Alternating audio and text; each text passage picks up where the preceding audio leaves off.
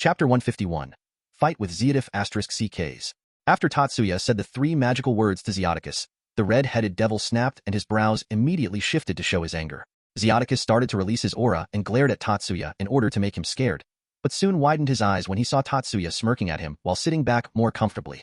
Tatsuya looked at the devil in front of him and said, "So did you like those three magical words?" Zeodicus only gritted his teeth and said, "Don't cross the line, shitty brat." Tatsuya just looked at him with an amused smile and said, "Oh, crossing the lines is one of my favorite hobbies. Seeing these shit-like faces like you are making right now makes me feel so happy that I cannot tell you." Zeodicus only narrowed his eyes and said, "You are making to light of me. Even if I have not fought with someone for a long time, you should still not underestimate someone who has survived the Great War." Hearing that, Tatsuya started laughing, which made Zeodicus' anger flare up, and he said, "What is so funny here? Or is it that you finally lost it?" Tatsuya calmed himself down and then looked at him and said, No, I just remembered a fallen similar to you who was proud of himself for surviving the Great War. Do you know what happened to him?" Tatsuya then stopped smiling and glared at Zeodicus while activating his Sharingan, making him flinch. Zeodicus, who saw the cold look from Tatsuya's eyes, whose effect increased because of the Sharingan, took a step back. Tatsuya, who saw him taking a step back, smirked and said, "All bark and no bite, heh? At least that fallen had the courage to stand up to me. Some great devil you are." Hearing the insult, Zeodicus started to release his demonic power and said, "You will pay for mocking me. You dare say that a fallen is better than me?" Tatsuya just kept smiling and said, "Congratulations, your ears are working properly." Zeodicus, who now had enough of Tatsuya, fired an orb of demonic energy towards Tatsuya, who kept looking at the orb with a neutral expression on his face. When the orb was just centimeters away from his face, Tatsuya's Sharingan changed, and the orb started to get absorbed in a spiral-like motion inside Tatsuya's Kamui dimension. The scene made Zeodicus completely shocked, and he could only open his mouth wide in surprise. Seeing that Zeodicus was shocked, Tatsuya smirked and said, "You done Gremory," in a mocking tone. The devil, who heard Tatsuya's mocking tone, snapped back to reality and glared at Tatsuya. He gritted his teeth, clenched his fist, and jumped at Tatsuya in order to punch him. Tatsuya looked at him with a bored expression and opened his mouth to yawn.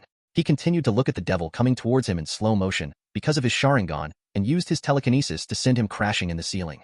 Tatsuya looked up and said, "You like my ceiling?" Zeodicus pushed his body down with his hands and got his head out of the ceiling and jumped down on the floor. He stared at Tatsuya and is now villain of him. He then slowly started to charge up his demonic power for a big attack, thinking that Tatsuya would not notice it.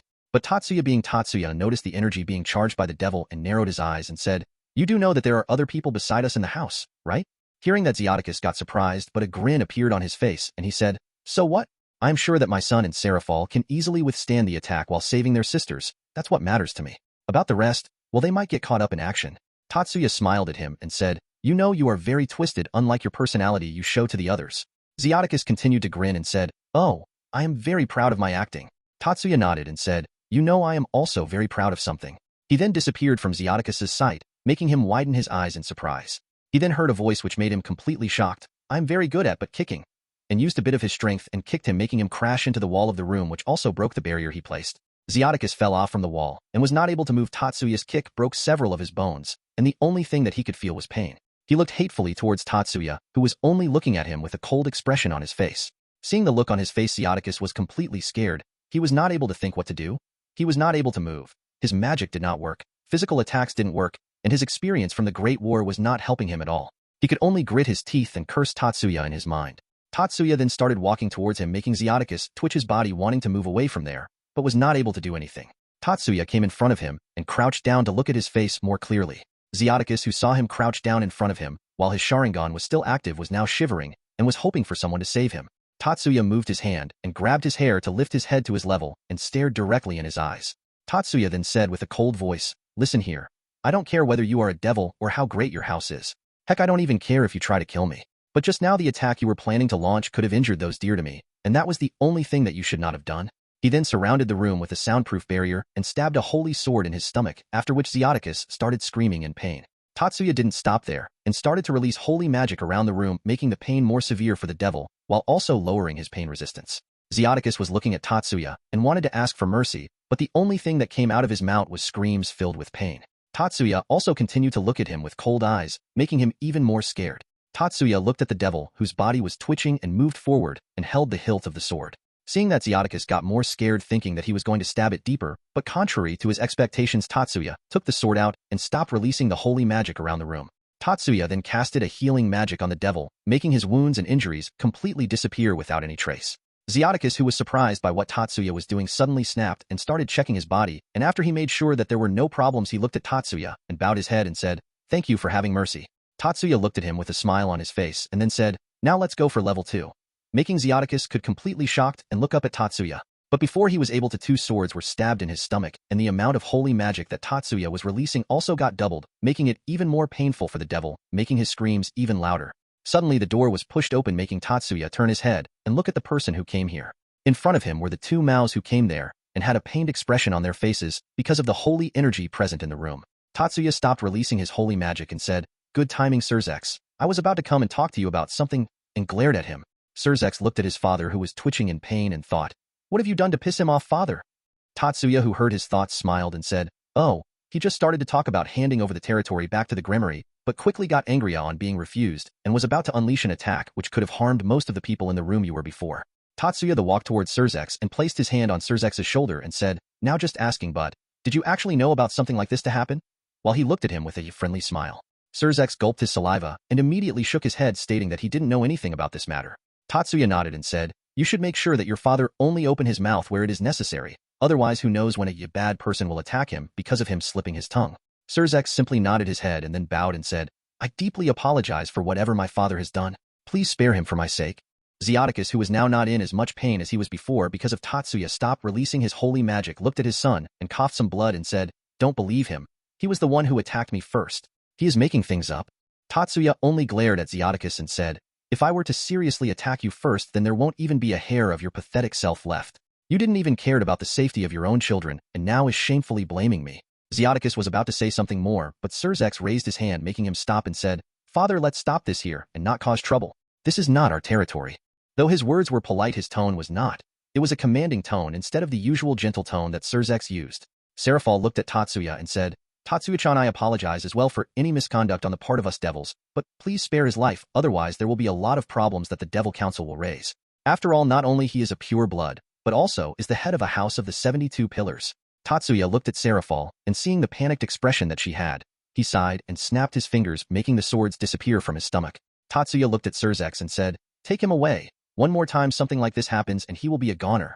I don't care if you will have some elders from the council missing, but he will die if he tries something against me." Sirzex gave a deep bow and immediately rushed towards his father and crouched down to lift him up, but Zeoticus lifted his hand to stop his son. Zeoticus slowly lifted his body and looked at Tatsuya and said, "Boy, you will pay for all this humiliation. I will. No, the whole Grimoire territory will hunt you down." Tatsuya snorted and said, "Like I said, I don't care about you insects. Come at me all you want." Zeoticus glared at Tatsuya and said, "I will destroy you and your family and the dash." Before he was able to finish, Tatsuya immediately rushed towards Zeoticus and punched his stomach, making Zeoticus cough a large amount of blood and fall down on the floor. Tatsuya lifted his head to his height and said, "You want to have a taste of the game we were playing now again, bastard?" Seeing what was happening, Sirzex prepared himself to go in his super form and said, "Tatsuya, I beg you, please let him go." Tatsuya looked at Sirzex and then threw the devil in his hands and said, "Leave." Sirzex didn't said anything and immediately teleported away with his father. Chapter 152, Day after the talk. After all the commotion was over and the others have left the Shiba residence, Tatsuya told the event that took place between Zeoticus and him to his team plus Shuri and Akino, making all of them, especially Akino, surprised by his act. Of course, Tatsuya's team already knew about Zeoticus's personality from Grafia and Venolana, but they didn't expect him to act like that in their territory. Tatsuya then decided to go back to his bed and forget about that matter, and to help him the girls decided to do something for him in his room. Though Akino was not able to enter the room even though she tried to enter sneakily. The next morning, Tatsuya woke up completely naked and totally refreshed. He looked to his sides and saw his girls sleeping peacefully with a smile on their faces while they were naked as well. Tatsuya smiled at them and used his magic to clean all of their bodies from all the sweat and other fluids that their bodies were covered with, as all of them were reeking with the smell of the activity they did at night. Tatsuya then got up and came downstairs and saw Akino and Shuri preparing breakfast. Tatsuya went to the kitchen, which alerted to mother and daughter of his presence, and both of them turned around and smiled at him. Tatsuya just nodded with his usual neutral expression and took a glass and filled it water and gulped it down. He looked at Akino and asked, "Can you brew me a cup of coffee?" Akino smiled brightly and nodded her head and said, "Sure, one coffee coming right up." Tatsuya nodded with a smile on his face and sat back on a chair while testing his head on the table. Shuri looked at him and said, "You seem a bit troubled." Tatsuya looked at her for a while and said, "Just thinking about the future." Hearing that, Shuri covered her mouth with her hand and said, "Fufufu. So you are thinking about the future with me? Sorry, but I already have a husband. How about Akino, here? I think both of you would be a great match for each other." Hearing that, Akino started blushing and peeked at Tatsuya to see his reaction. Tatsuya, who heard what Shuri just said, didn't show any change in his expression and said, "Not that. I am thinking about the thing that happened with Zioticus yesterday." Hearing that, both mother and daughter got a bit sad, and seeing that, Shuri said, "So you were talking about your talk with that devil, huh? But anyway, what did you think about Akino?" Tatsuya looked at her for a while but soon shifted his gaze at Akino and said, "She is beautiful, great, and reliable, though a huge pervert." Hearing what he said, Akino blushed, but the last part made her brows twitch a bit, but she could not deny that. Shuri chuckled and said, "So why don't you marry her in future? I think that you both will be a great couple. Besides, if you marry her, maybe I can get a bit relief from my work." Tatsuya smiled at her and said, "Sure, just give me a resignation letter, and you will get complete freedom from your work." Shuri immediately stiffened up, and then a twitching smile appeared on her face, and she said, "Boss, do you know how much I like to work in the office that you have given me?" Tatsuya smiled and said, "Oh really, then I guess you won't have a problem handling the documents that have been piling up during your vacation." "Ugh, boss, you are too cruel." Tatsuya looked at her and sighed and said, "Fine.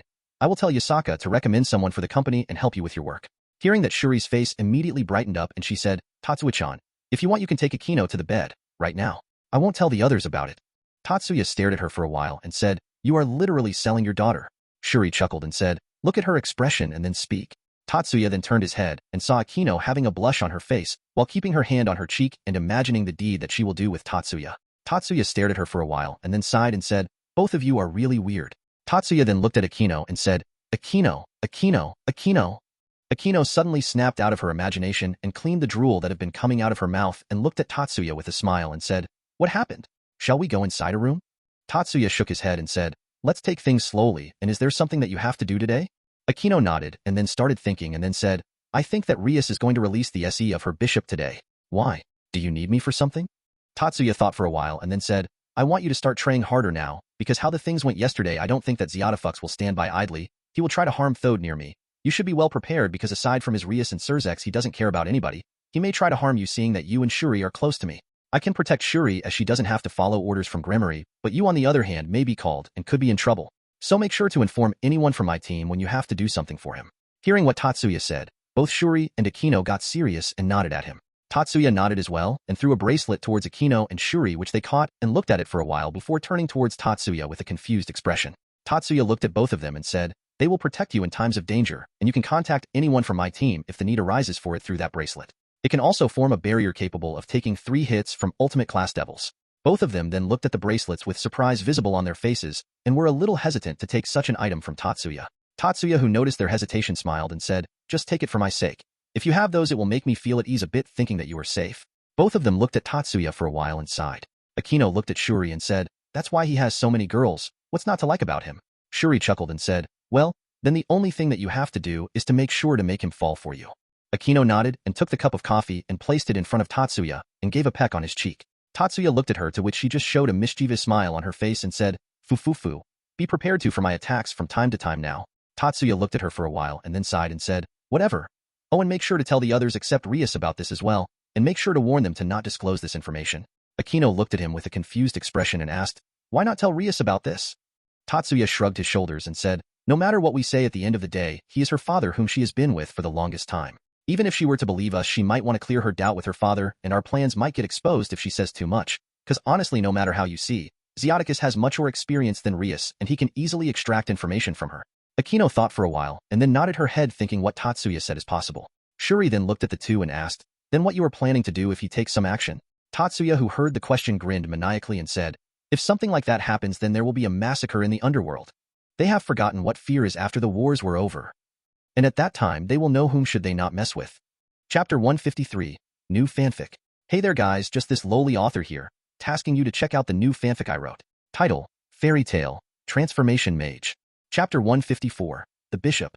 After everyone was up, Tatsuya explained the same thing that he told Akino and Shuri to all of them, making everyone a bit more serious about the situation. Akino then got dressed up in school uniform and left for the release of the bishop along with Tatsuya, while the rest of them decided to hang out with Shuri and show her around the town. Tatsuya and Akino were walking side by side, with Akino locking her arm with Tatsuya's, which made the people around them focus on the couple. Tatsuya looked at Akino and said, "Do you really have to do this? It's quite hot already." Akino chuckled and said, Era, don't you like the feeling on your hand?" and pushed his hand deeper in her breasts. Tatsuya sighed and moved his face closer to Akino's and blow in her ear, making her release her hand with a eep coming out of her mouth. Tatsuya smiled and said, "Much better," and started walking. Seeing that, Akino sighed and quietly walked beside him with a disappointed face. Tatsuya saw her face and sighed and grabbed his hand and said, well, I guess holding hands will not be too uncomfortable, and looked at Akino. Akino looked at her hand which was being held by Tatsuya and smiled and said, well, I will allow you to get away with this, but only this time, and held his hand tighter. Tatsuya looked at her and nodded his head, and both of them continued walking towards the school. After Tatsuya and Akino reached the school, both of them met with the rest of the members of the ORC. Seeing both of them coming in together while holding their hands, the rest of the members looked at the two for a while and then sighed. Isami jumped on Tatsuya, immediately hugged him and said, my mom was full of praises for you after we came back from your house. Hearing that, Tatsuya smiled and gave a peck on her lips and said, well, what else would you expect from me? Tatsuya then looked at Kaneko and patted her head and said, so how was the open house for you? Kaneko blushed a bit and then sighed at the question and whispered in his ear, Wani-sama annoyed me a lot. She kept on shouting and praising me for every little thing in the class. Tatsuya just chuckled, making Kaneko pout. Tatsuya looked at Kaneko and immediately hugged her, leaving both Akino and Isami aside, and said, how can you be so cute? And started rubbing his cheek with Kaneko's, making her blush deeply. Seeing him, the rest of the people standing there only smiled wryly and let Tatsuya interact with Kaneko. Rias then looked at the door covered with many keep out signs and said, anyway, are you all ready to meet our team's bishop? Hearing that, all of them became a bit serious. Even Tatsuya stopped hugging Kaneko after seeing that Kaneko was serious. Isami looked at the door and said, so you mean to say that there is a bishop behind the door? Rias nodded her head and said, yeah, the door you see have many seals placed on them, but the seals are only active till midnight. After that, the occupant is allowed to roam freely around the campus, but that person refused to accept this rule. Isami looked at the door with a confused expression and said, so is the person perhaps a shut-in? Akino, who heard what Isami said, smiled and said, though this person is perhaps our best contract earner. Making Isami complete shocked. Kiba nodded and said, yeah, the person makes contract using a computer. Zenovia then narrowed her eyes and said, but to have their powers sealed. I wonder what kind of person stays behind that door. Tatsuya then said, that person is the perfect partner that you could ask for when you have to late-night grinding or participate in an event in a game. His skills are top-notch. After he said that, all the people looked at him with a confused expression, and Tatsuya said, this is the only devil that I sign contracts with, so definitely I know about this. Rias nodded and then started breaking the seals on the door, and a magic formation appeared. It and the seals started crumbling apart. Rias then held the handle of the door and pushed it open, making light enter inside the completely dark room. And just as she did that, the person living inside made a noise. Iya, making Isami take a step back and ask, WW, what is this? But all of them ignored her question, and Rias took a step forward and said, hello there. I'm glad to see you are well. In response, a voice came out of the coffin lying in front of them. What in the world was that? Rias walked further close to the coffin and crouched down and said, the seal has been lifted, now come with us. And lifted the top of the coffin and revealed the bishop of the Grimory team, which turned out to be a blonde lowly. But I like in here. Outside is scary. With tears coming down her face. Isami looked at the person and said, oh, another cute girl, huh? Hearing that, both Kiba and Tatsuya chuckled, making Isami look at the two of them with a confused expression, and she asked, what happened? And to her question, Rias answered, this person is a he. This made Isami completely surprised, and she looked at Gasper and said, she is a he? Tatsuya chuckled and said, what are you doubting for? You were he not too long ago. Hearing that, Isami shook her head and said, no, no, no, no. How can a boy look more girly than me? Tatsuya smiled and said, this person is most definitely a he. Making Isi slump down on the floor, and she said, this is a hit to my femininity. Akino placed her hand on Isami's shoulder and said, don't worry, you have a solid proof that you are a girl, and pointed at her breasts. Isami looked at Akino with teary eyes and said, Akino san, and hugged Akino, who hugged her back. Ria sighed at their antics and then opened her arms to hug Gasper, but while she opened her arms wide open, Gasper and Tatsuya looked at each other, and Gasper jumped towards Tatsuya and said, Taonpai. Tatsuya opened his arms as well and caught Gasper and said, Gasper, how have you been? Gasper looked at Tatsuya with a smile on his face and said, I have been well, senpai, but why have you not been coming to play with me? Tatsuya just ruffled his hair and said, I had a lot of work which kept me busy. Sorry, but as an apology I brought your favorite cake for you. Hearing that, Gasper's smile widened and he hugged Tatsuya tighter and said, Senpai, you are the best. While both the boys were talking, the rest of the ORC was looking at the pair with a surprised expression on their faces, and Rias was twitching her lips while her hands were still wide open from the time she was trying to hug Gasper. Chapter 155, First Step. Tatsuya then looked at the others and said, What? Rias, whose hands were still stretched out, folded her hands and asked, How is it that you two are this close to each other? Both Tatsuya and Gasper smiled and said, Whenever I get bored and wants to skip classes, I come to the ORC. Gasper then said, And once Tatsuya-senpai entered my room, and slowly we started playing games together and became good friends. Tatsuya nodded and said, Yeah, he is just like my little brother. Gasper still smiled and said, Yeah, and the snacks that senpai makes are really delicious. They are even better than the ones I used to eat. Hearing that, Rias' ears twitched and she said, Surely you just Gasper, those snacks that I order for you are all imported and are of really high quality.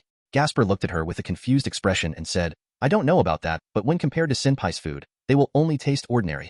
Hearing that, Rias's lips twitched and she was about to say something, but before she was able to say something, Kiba nodded and said, I know, right? The food he prepares is simply out of this world. Kaneko nodded as well and said, yes, the sweets that Senpai makes are the best, but his head pats are even better. And a slight blush appeared on her face. Akino placed a hand on her cheek and said, his food makes me feel so hot that I cannot explain. Isami then walked towards Tatsuya and Gasper and said, I don't care whether you are a male or female, if you are able to tell how good Tatsuya's food is, then you are a good person.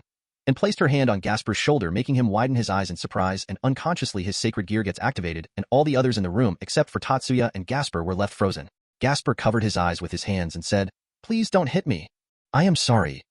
Seeing that Gasper got scared, Tatsuya sighed and hugged him and started patting his back and said, there, calm down, Gasper. No one is going to hurt you here. And even if someone was to try, I am still here to protect you.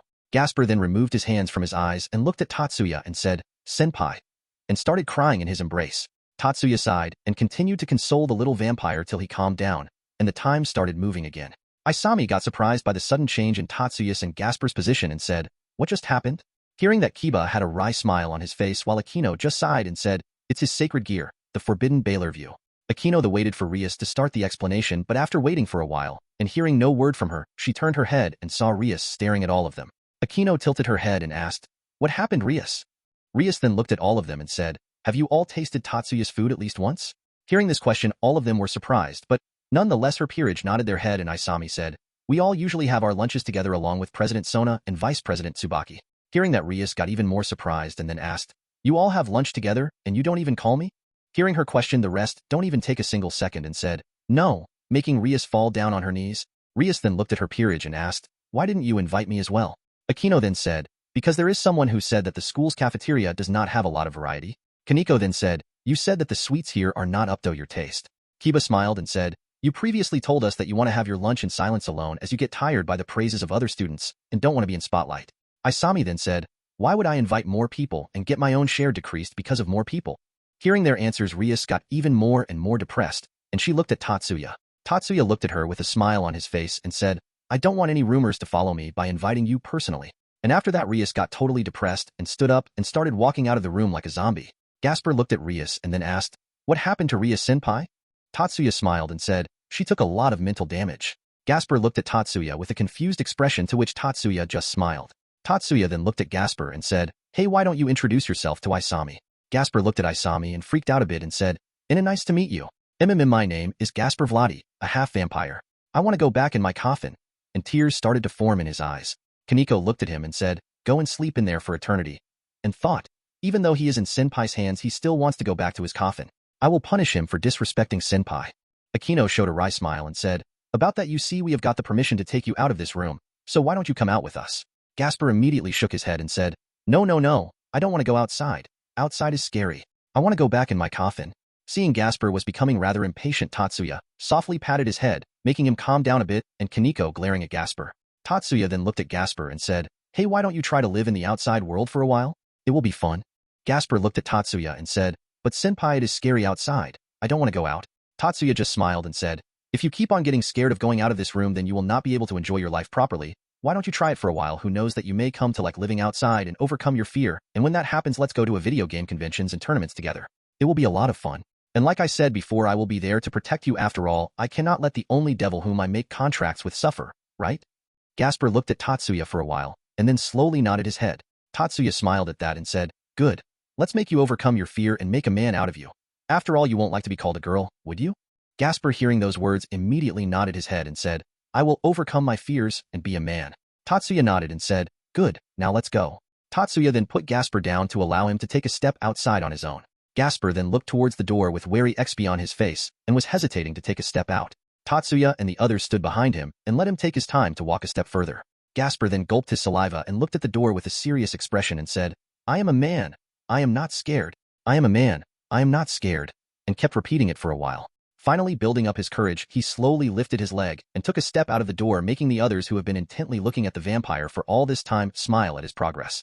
Gasper too was beaming with smile for taking a step out of the room and was about to turn around and look at the others and see their expressions, but before he was able to, a zombie Rias came out from the corner and said, why are you all taking so much time? With a cold voice. Seeing his king in that condition, Gasper freaked out and immediately rushed inside the room and hid inside his coffin and kept muttering, Outside is scary. Ria-senpai is scary. She will attack me. I am scared. The rest of the people looked at Rias with a dumbfounded expression, making Rias snap out of her zombie mode and look at the others with a confused expression. All of them sighed and Tatsuya said, "Take the zombie away. I will try to bring him out. You guys wait in the main room." All of them nodded and started walk out of the room while Akino and Kaneko dragged Rias away from that room. Chapter 156. Eat It. After that, Tatsuya was somehow able to convince Gasper once again to come out and lead him to the main hall. Tatsuya took a seat beside Kaneko while Gasper was standing in the center. Suddenly he felt that his phone started ringing, and he took it out and noticed that it was Himari who was calling him. Tatsuya excised himself and got out of the room and picked it up. "Yeah, Himari? Tatsuya, can you come at my location immediately? What happened? Your predictions were correct. You wait there, I will be there in an instant." Tatsuya then ended his call and informed the others that he had some work to take care of. He then looked at Akino and sent a telepathic message to her, making her slightly surprised, but soon she turned serious and nodded her head. Tatsuya then formed a magic circle and teleported away to Himari's and others' location. Tatsuya suddenly appeared in an abandoned alley, and he looked around the alley only to find some marks which showed that a fight took place here. Tatsuya then looked at the girls and asked, "What happened here?" Kagura came forward and said, "Just like you told us this morning, there were some devils who followed us on the way here, and once they found a chance tried to ambush us. Though we beat the hell out of them. But the important part here is that there were some fallen angels involved as well." Hearing that, Tatsuya looked at the corpses lying here and there on the ground. He looked at the girls and said, "You could have at least spared their heads so that we can recognize them." Hearing him, all the girls snorted and Shizuka said, "They were even trying to play with us. They should be grateful that at least they dash." Tatsuya cut her speech and said, "You should have cut their manhood first, and then you should have killed them slowly," with a smile on his face. Seeing his smile, all the girls gulped their saliva and thought at the same time. These devils were lucky that they did not face him. But their thoughts were interrupted by Shuri, who walked towards Tatsuya and said, "You have a great mindset, you will go very far in life." All of them looked at Shuri and weren't sure what to say. Tatsuya sighed and said, "Anyway, you at least let one of these insects run away, right?" All of them nodded their head and Miyuki said, "Yeah, we were not able to stop him and he escaped somehow." Tatsuya nodded and said, "Good. I want the boss of these insects, or at least some higher-ranking insects, come out of their holes. They have lived far too long." A maniac-like grin appeared on his face and he said, "Things are taking an interesting turn now. I will make sure to make full use of it." He then looked at the girls and asked, "What was the level of power that you all showed to the enemy?" Ingvild said, "Some of us showed our powers to be of mid-middle class to the peak high-class level." Tatsuya nodded and said, "Good job there. Now escort Shuri back home and make sure to cover all evidences of fight. I don't want the other areas like the one here." An expert can easily tell from the marks left behind that the winning side was holding back a lot. The girls nodded and then started walking back. Tatsuya used his magic to clear the area and then stored the dead bodies. He then decided to talk to Azazel about this matter and then tracked his energy signature, which made him greatly surprised as he was currently in the Kuo Academy. Tatsuya then teleported there and started walking towards the location where everyone was gathered. As he got close to their location, he heard Azazel's voice. "You do know that even if all of you were to attack together, it will still not make an effect, right?" Hearing that, Tatsuya smirked and said, "So how about we try that now? With me included, of course." Hearing his voice, all of them turned their heads and saw him walking towards them with his hands in his pockets. Noticing him, Azazel's lips twitched and he said, Now let's not do that. You don't want to bully this friendly neighborhood fallen, right?"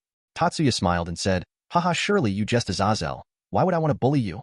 Hearing that, Azazel smiled and said, "Yeah, I though dash." Before he was able to finish, Tatsuya said, "I will just rip PF your wings and will make fried fallen wings for you. Extra spicy at that?" Hearing that, Azazel took a step back and said, "Even though I am a fan of your food, I don't like the idea of being a part of the ingredients." Tatsuya's face became neutral and he said, "You all can keep your guard down. He will not harm you." Hearing him, the remaining ORC members along with Saji lowered their guard but were still keeping a close eye on Azazel. Tatsuya then asked, "So why are you here?" Azazel calmed down as well and said, "I heard about a holy demonic sword user here, and you know my curiosity?" Tatsuya nodded and said, "Unfortunately, he is not here at the moment." Azazel sighed and said, "Well, it cannot be helped." He then turned his gaze which fell upon a tree behind which Gasper was hiding. "Yo, vampire!" Making Gasper shriek out. Forbidden Baler View, a sacred gear which can be very dangerous if the user is not able to control it. He then looked at Saji and said, "In the Dark Draconic Pulse, absorption line is it?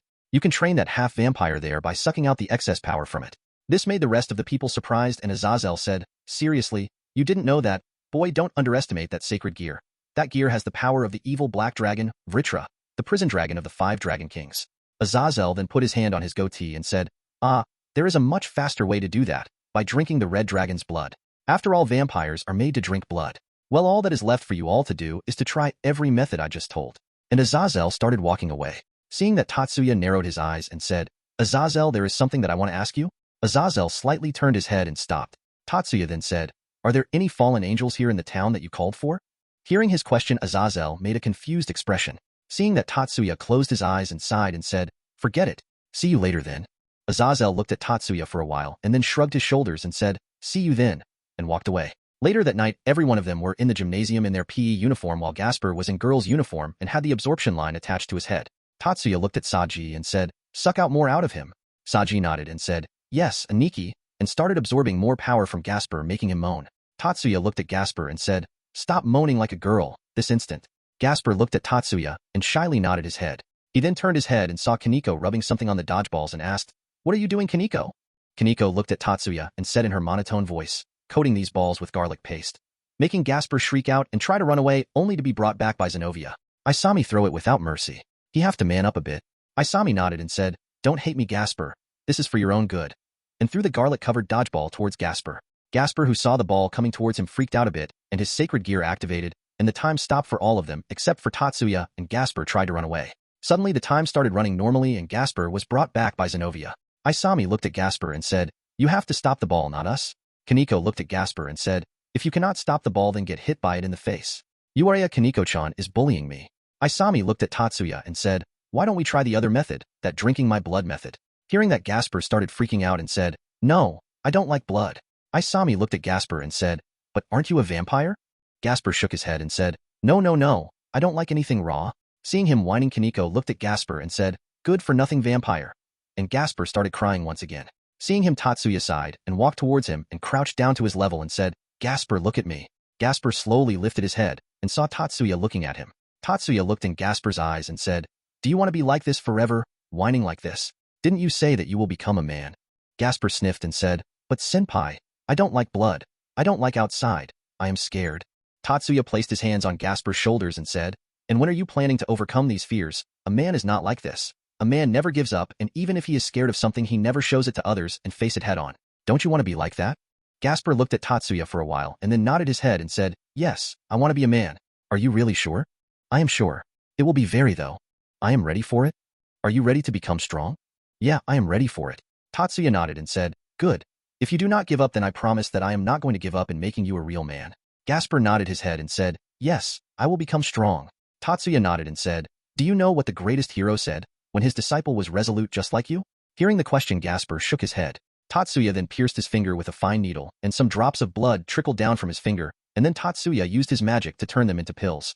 He then took the pill and showed it to Gasper, and suddenly Tatsuya's face complete changed such that his eyes were not visible and his face became a bit angular, just like All Might, eat it. Gasper immediately freaked out on the sight of blood and ran away while screaming like a girl. Chapter 157. Embarrassing. After Tatsuya was somehow able to keep Gasper stay outside even after he was freaked out by blood coming out of Tatsuya's finger.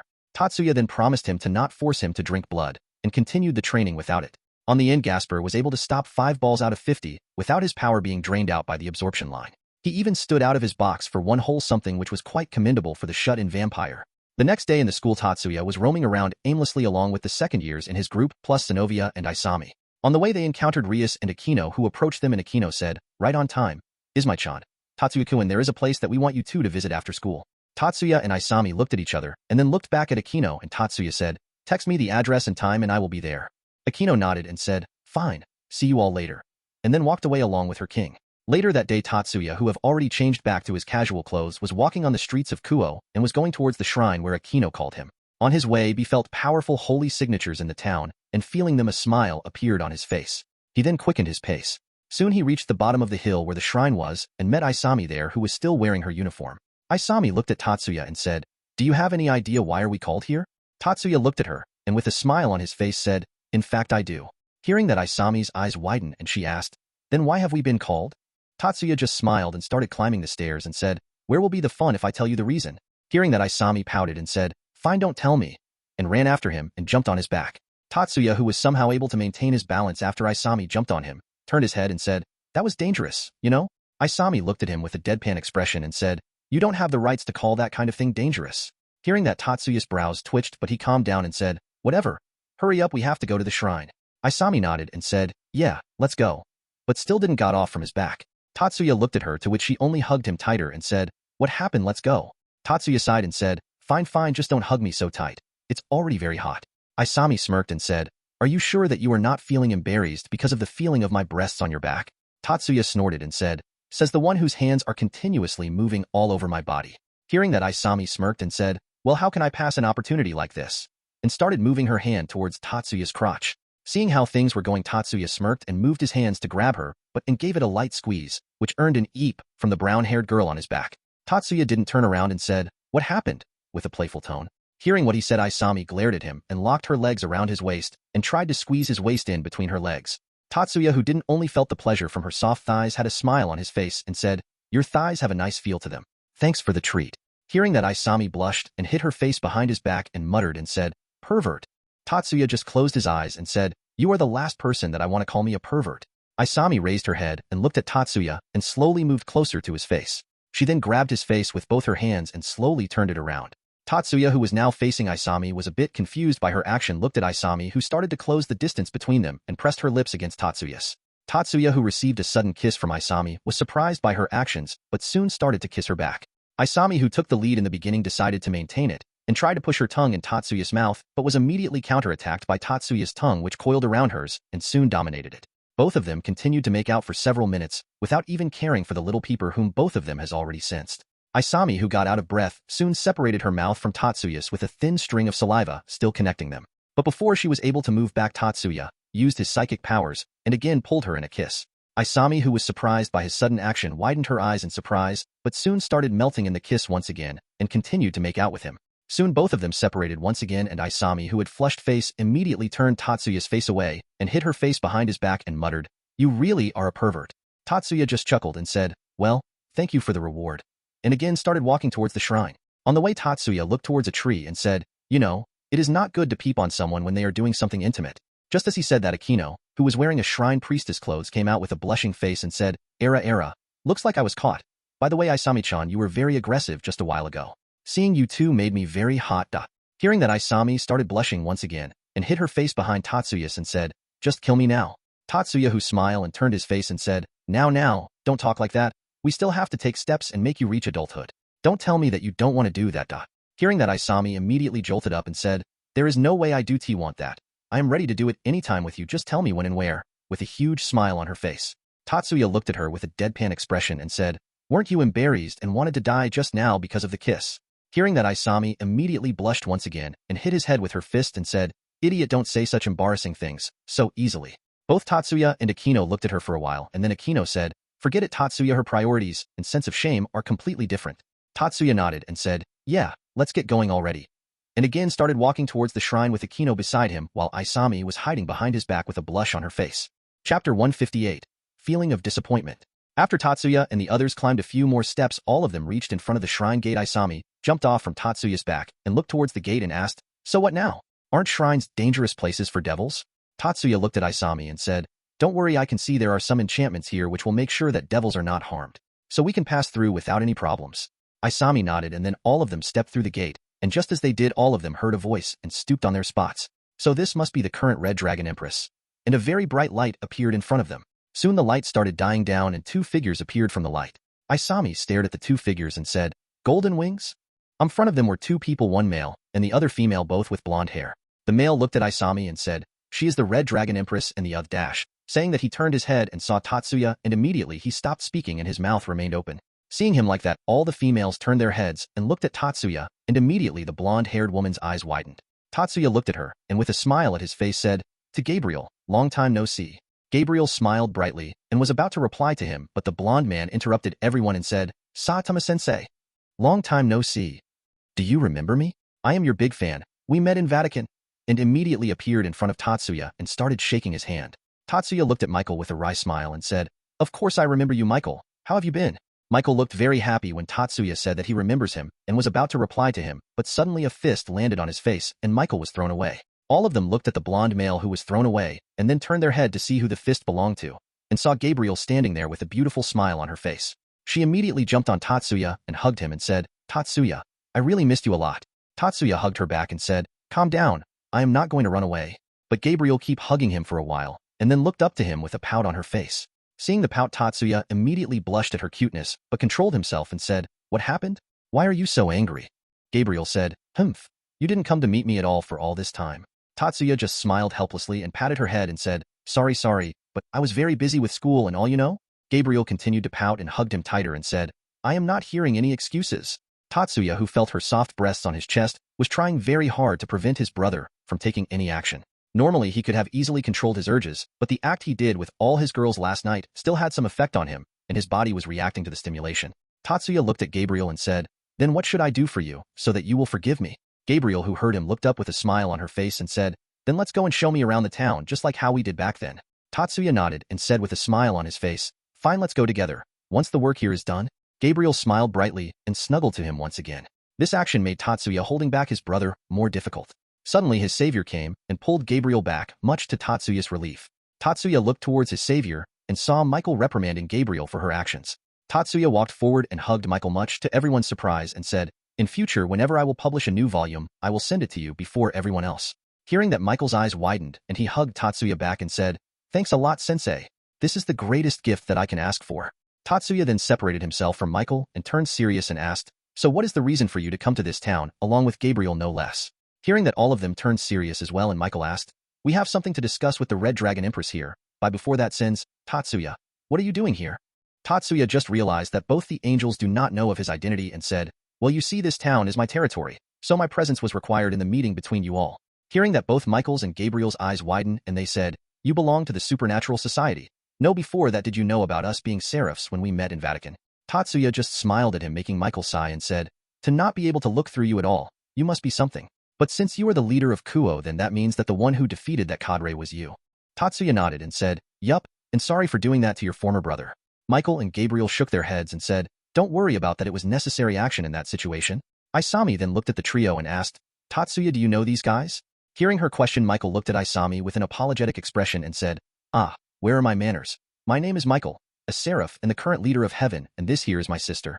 Gabriel came forward and said, hello, my name is Gabriel, a seraph.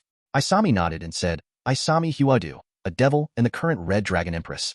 So are you also one of those that love Tatsuya? Hearing that, both Michael and Tatsuya immediately looked at Isami, while Akino just chuckled. Gabriel showed a bright smile on her face and said, yes, I love Tatsuya a lot, which made both Michael and Tatsuya shocked and looked at her. Gabriel then continued and said, I love Asia as well, all three of us were friends, you know. And then both Michael and Tatsuya gave a sigh, though both of them were disappointed a bit. Michael for her sister to realize her feelings, while Tatsuya for Michael's sister for not realizing his feelings. Both of them then thought at the same time, when will she realize? Both of them looked at each other and showed a helpless smile. Tatsuya then said, let's first get inside and then discuss further. Michael nodded and said, let's do that. Chapter 159, Dragon Slayer. Tatsuya and the others went inside the shrine and sat down with Isami and Michael sitting in front of each other, while the other three were sitting a bit away from them, with Tatsuya sitting in between Akino and Gabriel. Isami, who saw the serious expression on Michael's face, was a bit tensed, and seeing that, Tatsuya said, you don't have to be so tensed, Isami. Michael is a good guy. Hearing that, Isami looked at Tatsuya, and after seeing the smile on his face, she released a tired sigh.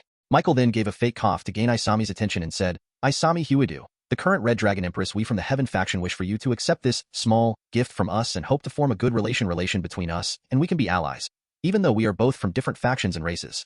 And suddenly an European sword with 4 golden dragon claws as a hilt appeared out of nowhere and hovered in the middle of the room. Michael then said, this here is the holy sword Ascalon, a dragon slayer. We wish for you to wield it, Red Dragon Empress. Seeing the sword and feeling the aura it was emitting, Isami gulped her saliva and asked, can I really wield it? It is both holy and dragon-slaying in nature. It can be said that this sword is my natural enemy. Just as she said that, Drake's gauntlet materialized on her arm and the jewel started glowing. As long as the Sacred Gear's host has a proper will towards something, then nothing is impossible. Just grab the sword and focus your aura at it.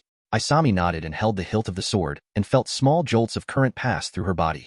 She then narrowed her eyes and thought, I can do this. No, I have to do this. An opportunity to gain power like this is hard to come by, and I am not going to let it go. I have to get stronger, strong enough to stand by the others in Tatsuya's group.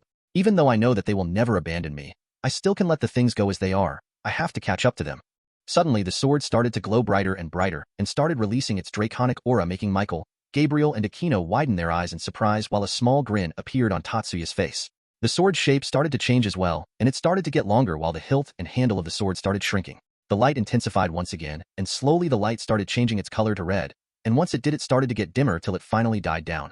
When the light died down, it revealed the gauntlet to be attached to the blade of the sword, but the thing that was different was, instead of the sword having a silver and purple blade, it was red and purple, seeing which Tatsuya raised his eyebrows. Suddenly the gem on the gauntlet started glowing brighter and brighter. Ah! But just as the gem did that, Isami started screaming in pain. Seeing that, Tatsuya immediately stood from his spot and rushed towards her. He tried to grab her shoulder, but felt a bit of resistance in approaching her. Tatsuya immediately started releasing a bit of his aura and glared at Michael. Michael, what is the meaning of this? Why is she suffering from pain? On feeling the sudden pressure and killing intent, all the people in the room, except for Isami, started sweating heavily and had problem in breathing. Michael looked towards Tatsuya in horror and said, I don't know what is happening. I swear that we didn't do anything. Tatsuya narrowed his eyes and said, then what explanation do you have for this? Michael was at a loss of words and didn't know what to say, but suddenly Drake said, it is not that Angel's fault. Hearing that, Tatsuya stopped releasing his killing intent towards the people in the room and focused it at the gauntlet and said, spit up whatever you know. Drake, who was inside the sacred gear, was immediately terrorized by the amount of killing intent that Tatsuya was releasing and said, she wanted to grow stronger and her will was focused on that goal while she was merging the sword with me. This is because of that. Tatsuya narrowed his eyes and said, tell me the truth. Is her in danger? Hearing the question, the Drake said, as long as she doesn't lose her will, then she is not in danger. But hearing that, Tatsuya immediately dispelled the barrier which was causing a resistance to him before, and just as he did, a huge burst of energy escaped from her body and pushed the others a bit. Feeling the energy that just came from the burst, the Seraph's and Tatsuya's eyes immediately widened, and all of them thought, it is the dragon-slaying energy. Tatsuya immediately hugged her body and started taking the extra energy to pass through his body to reduce her pain a bit. Feeling the someone hugging her body, Isami opened her eyes a bit while she was still screaming and saw Tatsuya hugging her while bullets of sweat were formed on his forehead and had a pained expression on his face. She immediately widened her eyes and said, what are you doing? Get away. You are hurting yourself. Tatsuya, who heard her voice, felt a bit relief and looked at her and said, if you have the energy and focus to reprimand me, then focus on what you are doing. I am not leaving you till you are done. Isami looked at Tatsuya with a glare and said, are you an idiot? Just go away. Tatsuya, who heard that, felt a bit irritated, moved his head away a bit, and then with all the momentum he could gather, headbutt her and said, you are the idiot here. Who told you? A demonic dragon to try to take in the powers of a dragon slayer, a holy one at that. Isami, who received the headbutt, felt a lot of pain and said, you said, that hurts, you idiot. That how you treat your lover. Tatsuya headbutt her once again and said, this is how I treat idiots. And currently you are being one. Just get this over with, for God's sake. Just as he said that, both Akino and Isami felt a headache, and Isami said, you fucker. Don't say that word in front of a devil. Hearing that, Tatsuya said, just get this over with, for fuck's sake, and started to channel more energy through his body, which started to cause intense pain to Tatsuya. Shit, this is the first time that I am suffering from this amount of pain. Seriously, how strong is her resolve? I am glad that I didn't choose to be a dragon or devil at the time of reincarnation. Feeling that he was getting hurt by the energy he was channeling, he activated his healing magic and regeneration to the max, and immediately he started to feel relaxed. He even tried to send the healing magic to Isami's body, but in the current state her body was rejecting it, and he didn't want to find out what forceful sending it could do. Isami, who felt her pain being lessened because of Tatsuya absorbing more amount of energy, looked towards Tatsuya and said, by the way, will you listen to my one request if this get over without any problems? Tatsuya looked at her and said, I will so just finish this. Hearing that, Isami's eyes widened, and suddenly huge amount of energy started to come out of her, which shocked all of them present in the room, including Tatsuya. Isami started to absorb and channel more energy through her body and shouted, hell yeah, we are going to fuck the whole night, baby. Yuaea. She said that, and have a battle cry. All of them except Gabriel looked at her with a weird expression on their faces. Even Drake was doing the same, and Tatsuya said, that's the source of your motivation? But Isami ignored him and kept on giving a battle cry. The gem on the gauntlet then said, even though it is weird, I am still impressed by her motivation. Isami then said, I don't care what you think. If being weird can help me reach my goals, then fuck everything, I am weird. The gauntlet light started to intensify more, and the Seraphs and Akino closed their eyes. Dragon Slayer element. Power is taken. After Drake notified, the light started to die down, and the excess aura started to get back inside the sword. Tatsuya then stopped hugging Isami and held her shoulder and started shaking her and said, what the hell were you thinking? Do you even know what could have happened to you? But then he noticed that Isami was starting to lose consciousness and stopped shaking her. Isami then started to pass out and with a smile on her face said, I did it, and closed her eyes and went asleep. Tatsuya sighed and placed her head on his lap and started stroking her head. Seriously, she is a huge idiot. He then looked at the gauntlet and said, now Drake, tell me what the hell just happened? The gauntlet started blinking and Drake said, her will to become strong and stand beside your group in the future was so strong that while she was merging the sacred gear and the sword, she unconsciously triggered something inside her body and started absorbing the Dragon Slayer element from the sword. Hearing that, Tatsuya started massaging his temples and said, what am I going to do with her? So what all did she gain? The gem once again blinked and Drake said, She gained the ability to use Dragon Slayer magic of her element, which in her case is fire. Tatsuya nodded his head, but then Michael interrupted them and said, "Then does that mean that Ascalon eyed just a simple holy sword now?" Tatsuya looked at Michael and said, "Sorry for threatening you earlier," and bowed his head. Michael waved his hands and said, "You don't need to apologize. I would have done something similar if someone close to me would have happened to go through something similar."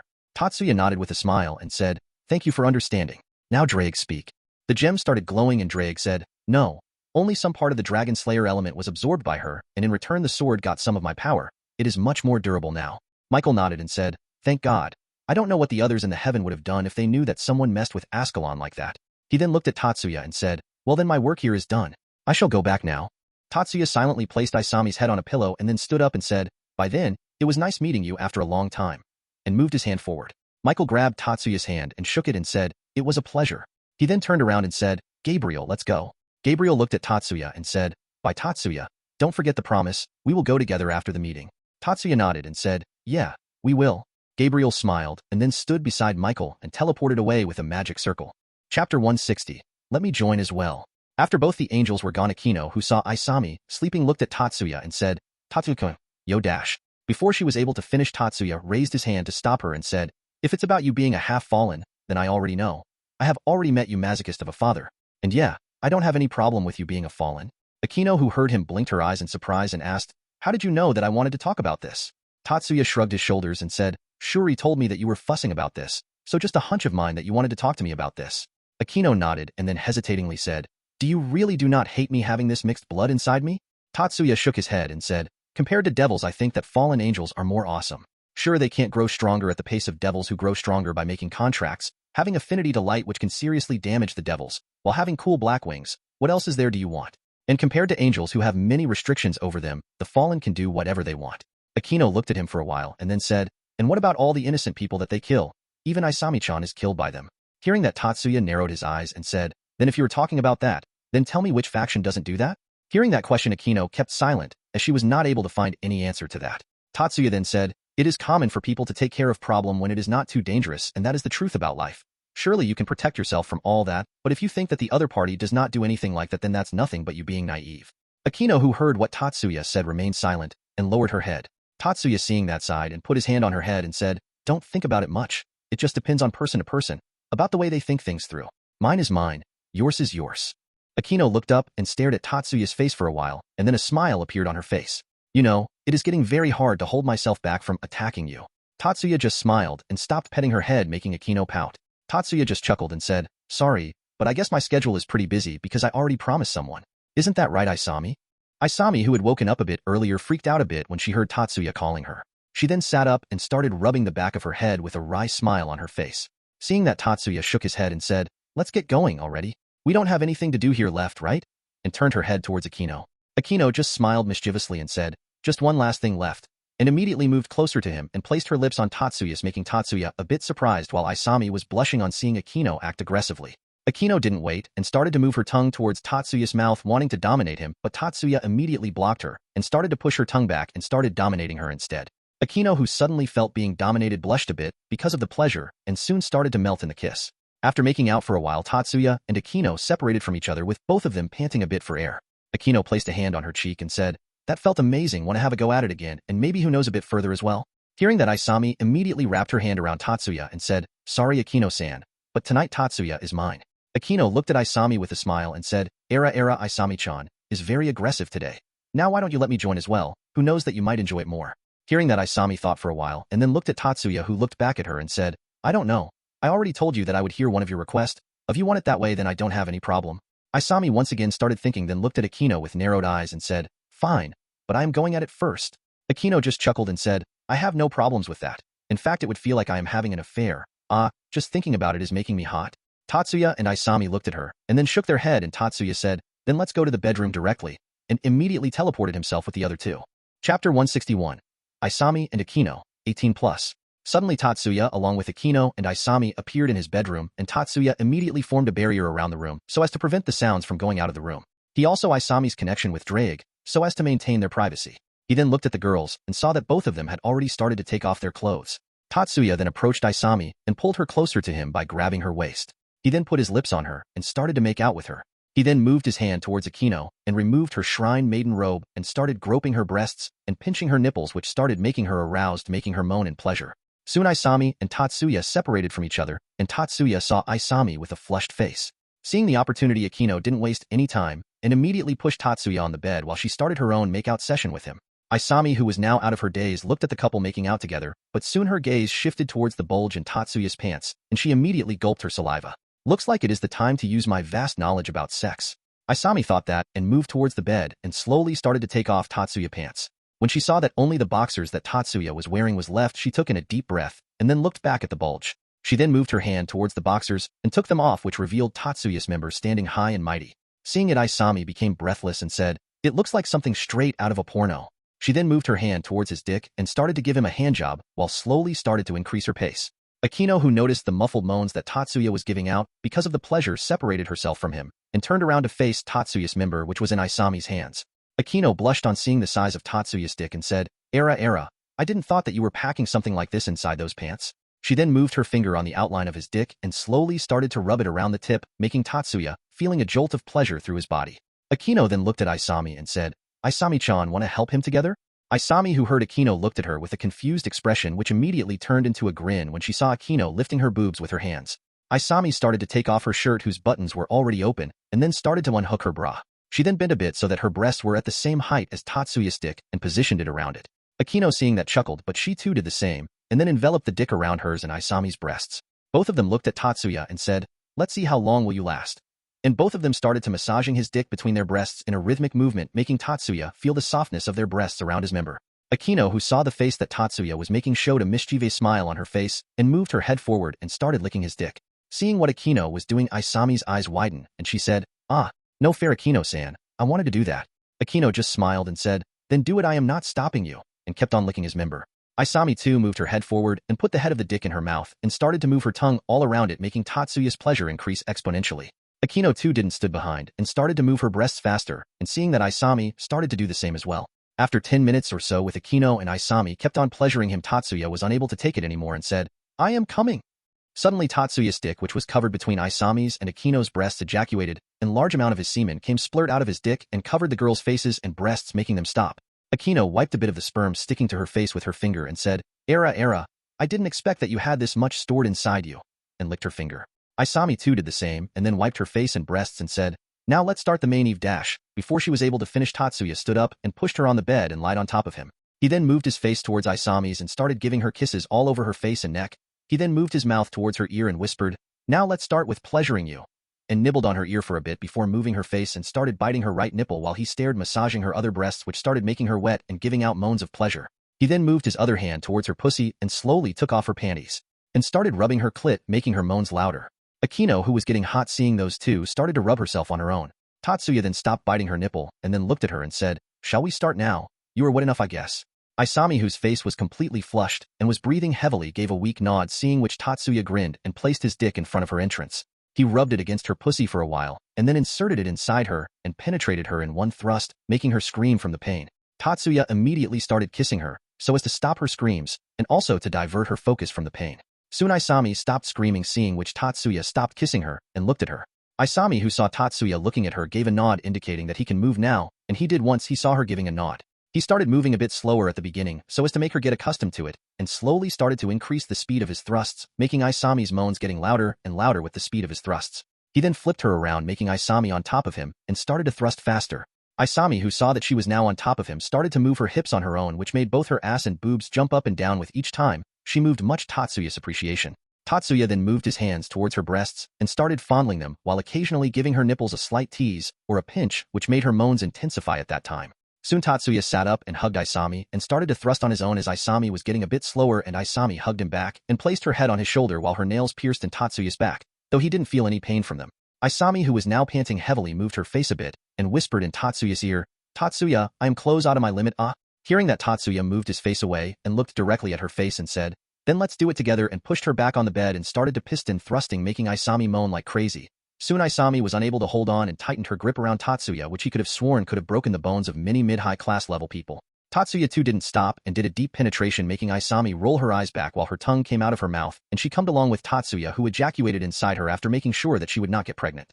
He then looked at Isami, whose body was currently twitching, and asked, "So how was it?" Isami looked at Tatsuya and said, "Great," and smiled at him. Tatsuya then felt a pair of hands wrapping around him while he felt a soft sensation on his back. Akino moved her head close to Tatsuya's ear and said, "Looks like it's my turn now," and bit his earlobe and started knobbling it, while also started to rub his member with her hands to make it come back to its mightiest position, which did not take more than a few seconds. Tatsuya nodded and turned around and saw Akino lying on the bed. He then moved forward and spread her legs and said, "Looks like we don't need any foreplay here," and pinched her clitoris, making her give out a loud moan. Seeing he moaned, Tatsuya smirked and turned her body around and said, "Lift your ass." And Akino did it, knowing what Tatsuya was thinking. Tatsuya then positioned her properly such that they were on doggy style, and Tatsuya immediately pushed his member inside her, making Akino jolt out in pain while also giving out a moan of pleasure. Tatsuya moved a bit forward and turned Akino's face around and started kissing her. Akino, who was enjoying the kiss, suddenly felt Tatsuya groping her breasts, which started to make her moans louder, but only a muffled sound came as her mouth was covered by Tatsuya's. Tatsuya then started pinching her nipples and gave them a slight tease from time to time, much to Akino's amusement. Soon Tatsuya stopped kissing her and started banging her crazily while spanking her ass from time to time, which made her hips completely red on the spots where Tatsuya spanked her. Akino had already gone crazy from the speed with which Tatsuya was banging her and had her tongue coming out of her mouth while her eyes were rolled back. After half an hour or so of thrusting, Tatsuya felt that he was about to come while Akino was already lying on the bed with her ass raised, as she has came twice already from all the thrusts and spanks that Tatsuya gave her. Tatsuya did one last thrust while ejaculating a huge load inside her. Tatsuya then took his dick out of her pussy and saw Akino was already unconscious, and some of the semen was leaking out of her pussy. He then laid her beside the already sleeping Isami and covered their bodies with a blanket. He then noticed that he was still hard and decided to take a cold bath to calm himself and his member down. He then entered the bathroom and stood under a shower of cold water, which started to calm him down, but soon he noticed two magic circles appear near him. He then turned around to see who it was and was completely shocked on seeing who came inside the bathroom. In front of him were two girls, one with red hair and the other with black, and Tatsuya was not bothered by the red-haired lady to be naked, but the thing that shocked him to the core was that the other lady, who definitely looked like a Loi, was naked as well. Tatsuya looked at the black-haired girl and asked, "What happened, Ophis? Do you want something from me?"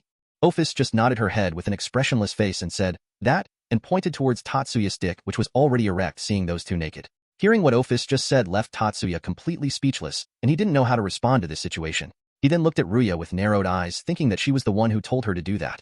Ruya, seeing Tatsuya's gaze, shook her head and said, "I didn't do anything. We just felt you fucking the two girls on, and she herself said that she wanted to do it with you. Honestly, you should have placed a stronger barrier, but oh well, I cannot complain here, can I?"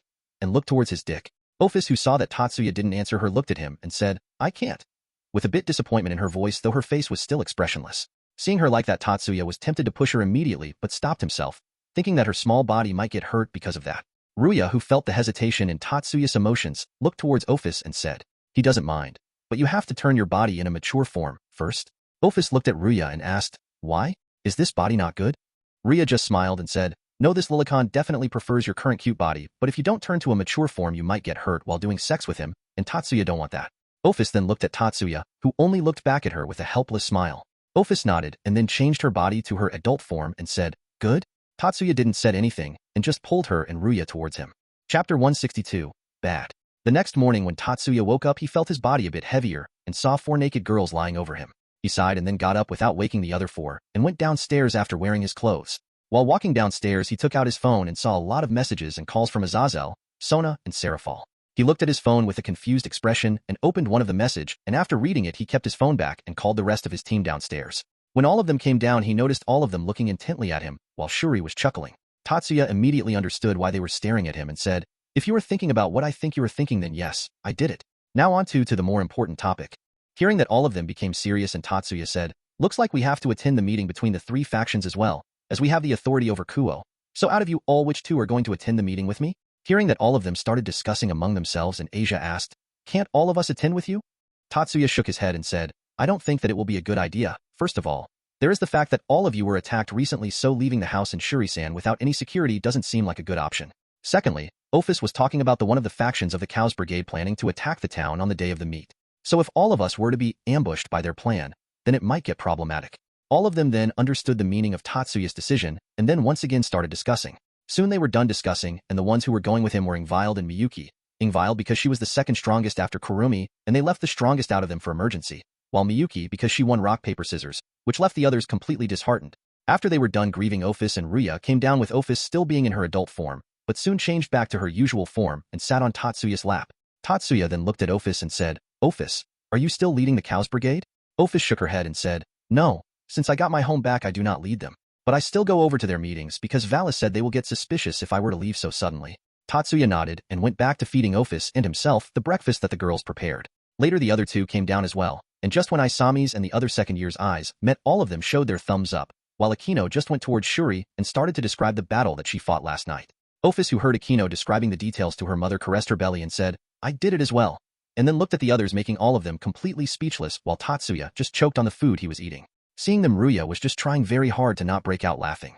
After hearing that, all of them looked at Tatsuya with a bit of disgust in their eyes, and seeing them, Tatsuya immediately said, Before any of you decide to report me, let me say something. Firstly, I don't regret it. Secondly, she is legal, and lastly, she turned into her adult form when we did that. He then looked at Ophis and said, Right, Ophis? And hearing the question, Ophis nodded her head, making the others sigh. Tatsuya sighed as well, and then said, Ophis, you should not talk about such things in front of others. Ophis looked at Tatsuya, then at Akino, and said, She did it as well. Tatsuya looked at Akino, who was smiling mischievously, and then turned back to Ophis and said, Don't take her as an example. She is not a good girl. Akino, who heard him, didn't got angry but instead grinned and said, Then it looks like you have to punish this bad girl of yours. Tatsuya looked at her with a dumbfounded expression, but soon looked back at Ophis and said, Understood, Ophis? Ophis just nodded her head and said, Understood. And Tatsuya patted her head, making Ophis happy. Tatsuya then looked at Isami and Akino and said, Shouldn't you be leaving by now? I think Rias would be needing you both for the meeting. Hearing that, both Akino and Isami looked at the clock and immediately started collecting their belongings before teleporting to the school. Tatsuya looked at Miyuki and Ingvild and said, We should get going as well. And both of them nodded and went back to their rooms to change their clothes. Tatsuya then looked at Ophis and said, Ophis, I have to go as well, so can you get up? Ophis looked at Tatsuya for a while, and then nodded her head. Seeing that, Tatsuya smiled at her, but soon he felt a smooth sensation on his lips and saw Ophis was kissing him. She kissed him for a while and then stood up and sat beside Ruya, who patted her head and praised her for her taking action. Tatsuya got up from his seat as well, and then went back to his room with a smile on his face. After all three were done preparing, they came down and Tatsuya warned the ones who would be staying behind, and then teleported to the school with the others. He looked at the other two and said, Both of you keep your guard up all the time, and don't cause any trouble till someone messes with you. Miyuki looked at Tatsuya with a smile and said, And what to do if someone were to mess with us? Tatsuya smiled as well and said, Mess them up so hard that they cannot even mess with themselves, and continued to smile while Miyuki did the same as well. Seeing the two siblings smiling, Ingvild shuddered and thought, I pity those who will mess with these two maniacs. And then all of them felt a barrier was formed around the school. Tatsuya looked at the other two, who looked back at him as well, and then nodded their heads. Tatsuya smiled and said, Well, looks like it starts now. And the three of them started walking towards the meeting room. When they were close to the room, they heard some voices from behind the door and then enter the room, and Tatsuya said, I hope that I am not late. Chapter 163, Ignorant and Experienced. After Tatsuya said those words, all of them turned their gazes and looked at him. Tatsuya also noticed Valley, standing behind Azazel, leaning against the wall. Tatsuya looked at him and waved his hand, to which he replied with a nod. Tatsuya also noticed the members of Gremory Group, Sona, Tsubaki, his childhood friend Irina, and Graphia standing behind their respective leaders. As for those who were sitting around the table as leaders were Surzex and Serafal, representatives of the Devil faction, Michael and Gabriel as representatives of the Heaven faction, and lastly Azazel and a bearded old man who was looking at him with a glare. Tatsuya, who noticed him, widened his eyes and said, The masochist is here as well, what a surprise. Hearing what he called him, all the others present around the room, except for Gabriel, tried to control their laugh, except for Azazel, who was laughing his ass off. Azazel looked at the man beside him and said, Barakiel, you are quite famous, huh? The man named Barakiel gave a glare to Azazel, making him immediately stop laughing. He then looked at Tatsuya and said, And you brat, don't get too full of yourself, I already have a score to settle with you. Tatsuya ignored him, but soon an idea came to his mind, and he turned his head and looked at Akino and said, Akino, I hope you are feeling well, after all that. At this, not only Barakiel but Sona, Tsubaki, Serafal, and Graphia looked at him, and all of them thought at the same time, he did it with her. Barakiel stood up from his chair and immediately walked towards Tatsuya and was looking directly in his eyes with hatred evident on his face. Tatsuya looked back at him with a smile on his face and said, What happened, masochist-san? But Barakiel ignored what he called him and then said, Kid, don't mess around with her, if you are not serious. Tatsuya became neutral and said, If it comes to those things, I am always serious. Barakiel was about to say something, but Azazel interrupted them and said, Now, let's calm down. We don't want to have a dispute before the meeting starts, now do we? Both of them looked at him, and Barakiel and Tatsuya immediately said, Keep quiet, pervert. Hearing that, Azazel's brows twitched and he said, You yourself are pervs, and you are calling me a pervert. Barakiel looked at Azazel and said, I am not a pervert like you, pervert. Tatsuya just smiled and said, Now that was rude of you, Azazel. Do you really want to taste my fried fallen wings so much? Hearing that, Azazel immediately shivered. Tatsuya just chuckled on seeing that and said, Besides, we are not perverts, you know. At this, Barakiel looked at Tatsuya with a confused expression, thinking why he was taking his side, but the Tatsuya said, I am a man of culture, while this old man is a man of torture. Hearing that, the whole meeting hall fell silent, and they didn't know how to react to that. Tatsuya then looked at Barakiel with a serious expression and then said, we will talk later. I think it's getting late for the discussion. Barakiel wanted to retort, but knowing what Tatsuya was saying was true, he backed down and sat on his seat. Tatsuya also walked towards his seat, which was between Serafal and Gabriel, and then sat down, while Miyuki and Ingvild just stood behind him. Seeing that everyone was seated, Surzex gave a fake cough and then said, since all of us have now gathered, let us begin this meeting. At this, all of them nodded. Surzex nodded as well and then said, a few days ago Kokabil attacked the sisters of two of the Maos, with my sister being one of them, and both the Citri peerage along with my sister's peerage played a big role in that incident. Surzex then turned around and said, Rias of you may give us the report on that incident. Rias, who heard Surzex, said, sorry Lord Lucifer, but during most part of the battle I was unconscious, so I think that I might not be the right choice for this job. Hearing that, Surzex was surprised, but he didn't show it on his face. At this, Serafal looked at Sona and said, then Sona-chan, would you be able to enlighten us on that incident? With a smile on her face. Sona nodded her head, and then started telling them about the incident that happened. Once she was done, Surzex looked around the room and asked, can anyone testify her claim? At this, only Tatsuya and his group raised their hands, as the other devils didn't dare to raise their hands when their king was not raising hers. Tatsuya then looked at Valley, who raised his hand as well. Serafal then looked at Sona and thanked her. Surzex then looked at Azazel and said, so what do the Governor General of the Fallen Angels have to say about this matter? Azazel looked at Surzex and said, if you are asking about whether I knew about this or not, then I didn't know about this. He was always a very unruly subordinate. He was very unsatisfied with my decision of retreating when we were almost about to win the war. But you don't have to worry about him anymore. He has already been sealed, and even if he were to get out somehow, I don't think that he can do something anymore. His mind is completely broken, thanks to a certain someone. And moved his gaze towards Tatsuya. At this, all those who have seen the three-way war shuddered, while the one who caused the war just smiled at the others. Michael, who saw some discomfort among some members who were present inside, have a fake cough to get back their focus and said, the topic of discussion is not Kokabil himself, but the motives he was after. He then remained silent for a while and then asked, and what is the thing that happened to Kokabil which made him motionless during the fight? Lady Sona said earlier that during the battle Kokabil got motionless all of a sudden, and when he woke up he lost all his will to fight. What is the thing that happened to him? Can any one of you explain that to me?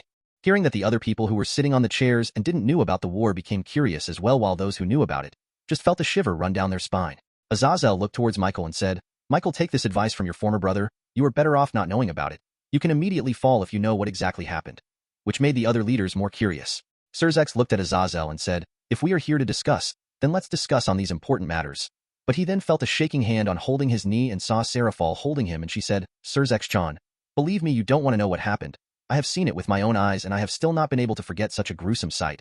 I cannot believe that a magical girl can be like that. And her voice kept on getting colder and colder. Seeing her like that, the rest of ignorant ones thought, what the hell actually happened to make this hyperactive devil like that? Tatsuya, who saw that the leader were still curious about it, raised his hand, said, then how about a test drive? Hearing him, all of them looked at him, while the experienced ones thought, now who is going to fall in abyss? What test drive? Asked Surzex. Tatsuya looked at him and said, I will show one of you what happened to him.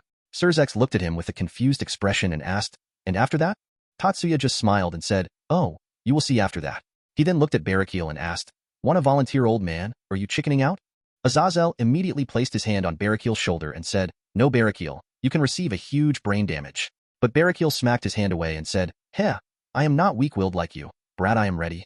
Tatsuya nodded, and then a smile appeared on his face, and he said, good, good. For showing such bravery, I will award you with a special prize. I will let you see what happened to Kokabil from his point of view. And just as he said that, the experienced one's face started to get pale, and the two heavenly dragons thought, this fallen got himself into some deep shit. Tatsuya's eyes then changed for a bit, and immediately Barakiel's head smacked on the table. Seeing his friend sacrifice, Azazel closed his eyes and thought, I will remember, always remember you, my friend. But soon his eyes opened wide when he heard Tatsuya saying, Azazel, can you please check something for me? I think that he is blushing. Azazel blinked his eyes in surprise, and then looked at his friend, who definitely had a blush on his face, while a foolish grin appeared on his face. Seeing him like that, all the experienced ones could only look at him with a weird look, while the others were thinking what the hell happened to him. While the others were thinking that the man of the discussion was only laughing like an idiot. Chapter 164. Talk between the meat. Soon Barakiel opened his eyes and blinked for a while, but soon he came back to his senses and glared at Tatsuya and said, how could you do something like that to a fallen angel? Even though he betrayed us, he was still a comrade of mine before. But Azazel looked at him and said, Barakiel, you have already lost the right to complain after you showed the expression filled with pleasure to the others. Barakiel, who heard that, widened his eyes in shock and then immediately started sweating and didn't know how to answer. Seeing the awkward atmosphere that was forming around the room, Surzex showed a wry smile and said, Let's leave that matter for now. I think that it is quite sensitive. Let's just put some trust in our fellow leaders here and drop this matter. Don't you agree with me, Michael? Michael looked at Surzex for a while, and then looked at Tatsuya and said, is the thing that you did really very gruesome? Tatsuya shrugged his shoulders and said, depends on the taste that the person has, but just so you know, 2 heavenly dragons, 1 dragon king, 1 Satan, and a governor-general of the fallen angels immediately became unconscious after seeing the incident and regained their consciousness after hours. Hearing that, all the innocents widened their eyes while the experienced ones just sighed. The innocents looked at Barrakiel and Michael said, you must really be a brave soul, former brother Barrakiel, to not even flinch after seeing such a scene. And the other innocents nodded as well. Seeing the appreciative look in their eyes, Barrakiel felt guilty, while the experienced ones were trying very hard to not laugh out loud. Tatsuya, who somehow controlled himself, looked at the other leaders and said, now let's continue the discussion. We have already wasted a lot of time. Hearing that, the other leaders became serious as well and started looking at each other, waiting for someone to speak up. Seeing that nobody was willing to speak, Azazel raised his hand and said, let's cut down the chase and talk peace. What do you say? And looked at the other leaders, who became surprised on seeing him talk so openly about it. While Tatsuya just thought, now the main event begins. Azazel then looked at the devils and said, weren't you planning was the same thing for a long time, or am I wrong? Surzex and Seraphal looked at him with a serious expression for a while, but soon Surzex nodded his head. He then looked at Azazel and said, we already had a guess that you would be proposing something like this, so we discussed it with the others beforehand. The devil faction is willing to sign the peace treaty. Michael nodded as well and said, Heaven is also willing to sign the peace treaty. Azazel nodded with a smile on his face. He then looked around with his carefree attitude and said, now since that is out of our way, we have some equally strong if not stronger individuals compared to our factions inside the room. The White Dragon Emperor, the Red Dragon Empress, and last but not the least, Tatsuya and his group. So what are your views about this treaty? Hearing that, everyone looked at the 3 individuals, and then concentrated on Valley, and Azazel said, Valley. Valley, who was leaning back against the wall, opened his eyes and said, I only want to fight with strong opponents. Tatsuya then smirked and said, and look at good butts, which made Valley glare at him. Azazel the coughed to get everyone's attention and then said, but you can do that when there is peace as well, right? Valley just shrugged his shoulders and said, that I can. All of them then looked at Isami, making her flinch a bit, but she calmed herself down. Azazel then asked, and what about you, Red Dragon Empress? Isami looked towards Azazel and then said, as long as I get to be with Tatsuya and my friends, then I don't care. Hearing that, all of them were surprised, while Tatsuya, Irina, Miyuki, Ingvild, and the fellow students of the Kuo High just smiled at her. Azazel chuckled and said, a devil giving less priority for her faction, now that's a new. Hearing that, Surzex just made a wry smile and said, yeah, that's definitely new. He then looked at Isami and said, if it were to be heard by some other devils who are in power, you could be severely punished, you know? Tatsuya just smiled and looked at Surzex and said, everybody have their priorities, Surzex. Don't tell me you will not choose your family over the devils. Hearing that, Surzex looked at Tatsuya and said, I am a Mao Tatsuya. I cannot be biased. Hearing that, Tatsuya looked at Surzex with an amused smile and said, you really must be very diligent towards your duties. Hearing that, the whole room looked at Tatsuya with serious look, and all of them thought, I think something bad is going to happen. Surzex soon turned normal and just gave a laugh in response. Miyuki and Ingvild looked at Tatsuya's back and thought, Oni Isama/Tatsuya is up to something. Everyone once again looked at Tatsuya, and Azazel said, now Tatsuya W. Before he was able to finish, Tatsuya raised his hand, making him stop, and a smile appeared on his, making the feeling of uneasiness return to their bodies. Tatsuya looked at the devils and the fallen angels and said, before you ask me about this treaty, there is something that I want to ask, especially from the devils and fallen angels. While he still had a smile on his face. Hearing him, the devils and the fallen angels gulped their salivas, while the angels unconsciously released a sigh of relief. Tatsuya then eyed both Surzex and Azazel, and then stood up from his place and started walking around the room, making the tension in the room rise with each passing second. You see, a few days ago, an incident happened in the town which involved my family. The incident was simply an assassination attempt on them, while I was not around them, and they were not in the house as well. Hearing that, the other 4 gulped their salivas once again. Tatsuya then stopped at a place near the table and looked at the leaders with his smile and said, and you know what the funny part is? The ones who tried to attack were devils and fallen angels. He then looked at the leaders and said, now I truly want to believe that you people must not be the ones who were involved in this, but you should understand where I am coming from, so I just wanted to ask you. His expression suddenly turned cold, and his killing intent spread across the room, making all the people present in the room shiver in fear. You really don't have any hand in this, right? In a cold tone. The devils and fallen angels leaders, except Seraphal, who were experiencing more amount of killing intent than others, were feeling it very difficult to open their mouths. Seeing their condition, the rest of the people in the room, except for his girls, wanted to protest, but they too were feeling some amount of killing intent, which made them unable to speak up. Seeing that no one was able to speak, Tatsuya lowered his killing intent a bit and said, now speak. The leaders, who were still feeling the pressure, looked at Tatsuya, and Azazel said, I, the Governor-General of Fallen Angels, swear on my life that I have taken no part in this incident. Tatsuya immediately looked at H directly in the eyes, making Azazel flinch a bit. Tatsuya then used his telepathy to read his mind, and after confirming what he was saying was true, he stopped pressuring the fallen angels and looked at the devils. Surzex looked at him and then said, I, Surzex Lucifer, swears on my life that I have not taken any part in this incident. Seraphal nodded as well and said, I, Seraphal Leviathan, swears on my life that I have not taken any part in this incident. Both of them looked with a serious expression on their faces. Even Seraphal was serious because the amount of killing intent that she was facing was too much for her. Tatsuya checked their thoughts as well and stopped pressuring them, making everybody in the room to sigh in relief. Tatsuya, seeing that, smiled and said, Now, there is still some work left, my friends, which made everyone serious once again. Tatsuya looked at Azazel and Surzex and said, As I have said earlier that my family was attempted to assassinate, but as you can see that all of them are completely fine, so you should be knowing what happened to the assassins, right? Hearing that, the rest of the leaders nodded their heads and said, They must be killed, right? Tatsuya nodded and then made a disappointed face and said, Unfortunately, yes, and since they are dead I cannot ask questions to them. But he then showed a bright smile and said, But I can still do one thing. He then snapped his fingers and soon a tear in the space opened and a lot of corpses started to fall from them and got piled up on the floor. Seeing the sheer number of corpses made the younger supernaturals a bit uneasy, but the others were still calm. Tatsuya then walked towards the corpses and said, All of these are very fresh, since I stored them in a time storage space, so they are as good as new. Tatsuya then lifted one of the corpses and showed it to the others and said, As you can see, my team attacked them quite brutally, so their facial features are quite difficult to recognize. He then threw the corpse to the side. He then lifted another corpse and showed it to the others, but this time the older Gremory peerage, the Maos, Graphiasona and Tsubaki had a change in their expression which Tatsuya clearly noticed. He then smiled and said, But still there are some corpses which can be recognized. So are you both willing to check those corpses and tell me whether they are someone you identify? Hearing that, Azazel and Barakiel immediately nodded while Surzex and Seraphal gave a hesitant nod which the others clearly saw. Tatsuya then used his telekinesis to segregate the bodies into those who are recognizable and those which are not. He then took out a silver gun and pointed at the heap of unrecognizable bunch and pulled the trigger, and immediately the heap of bodies got destroyed immediately in front of the very eyes of the others, which made all of them tensed. Tatsuya then put his gun back and said, Now don't be shy, inspect to your heart's content, and sat back on his seat and looked at the others check the bodies. Surzex, who was looking at the bodies, was sweating bullets and he thought, Most of them are from father's peerage. Shit, what have I got myself into? Seraphal looked at Surzex and thought, These are Zeoticus's peerage members. We really are in deep trouble if Tatsuya decides to take actions. I can tell that he already knows whose doings it was, but he waiting for something. Tatsuya then stood up from his chair and said, Well, have you guys checked? Hearing him, Azazel and Barakiel nodded their heads and Azazel said, Yes, none of them are from the Gregory, all of them are strays. We can even show the records on the date they became a stray and the reason for that as well, he said, and put a file that he had in his hand in front of Tatsuya. Tatsuya went through the file and nodded his head and said, Thanks for the cooperation, and returned the file back to Azazel. Azazel took the file in his hand and released a tired sigh and said, You scared the shit out of me, kid.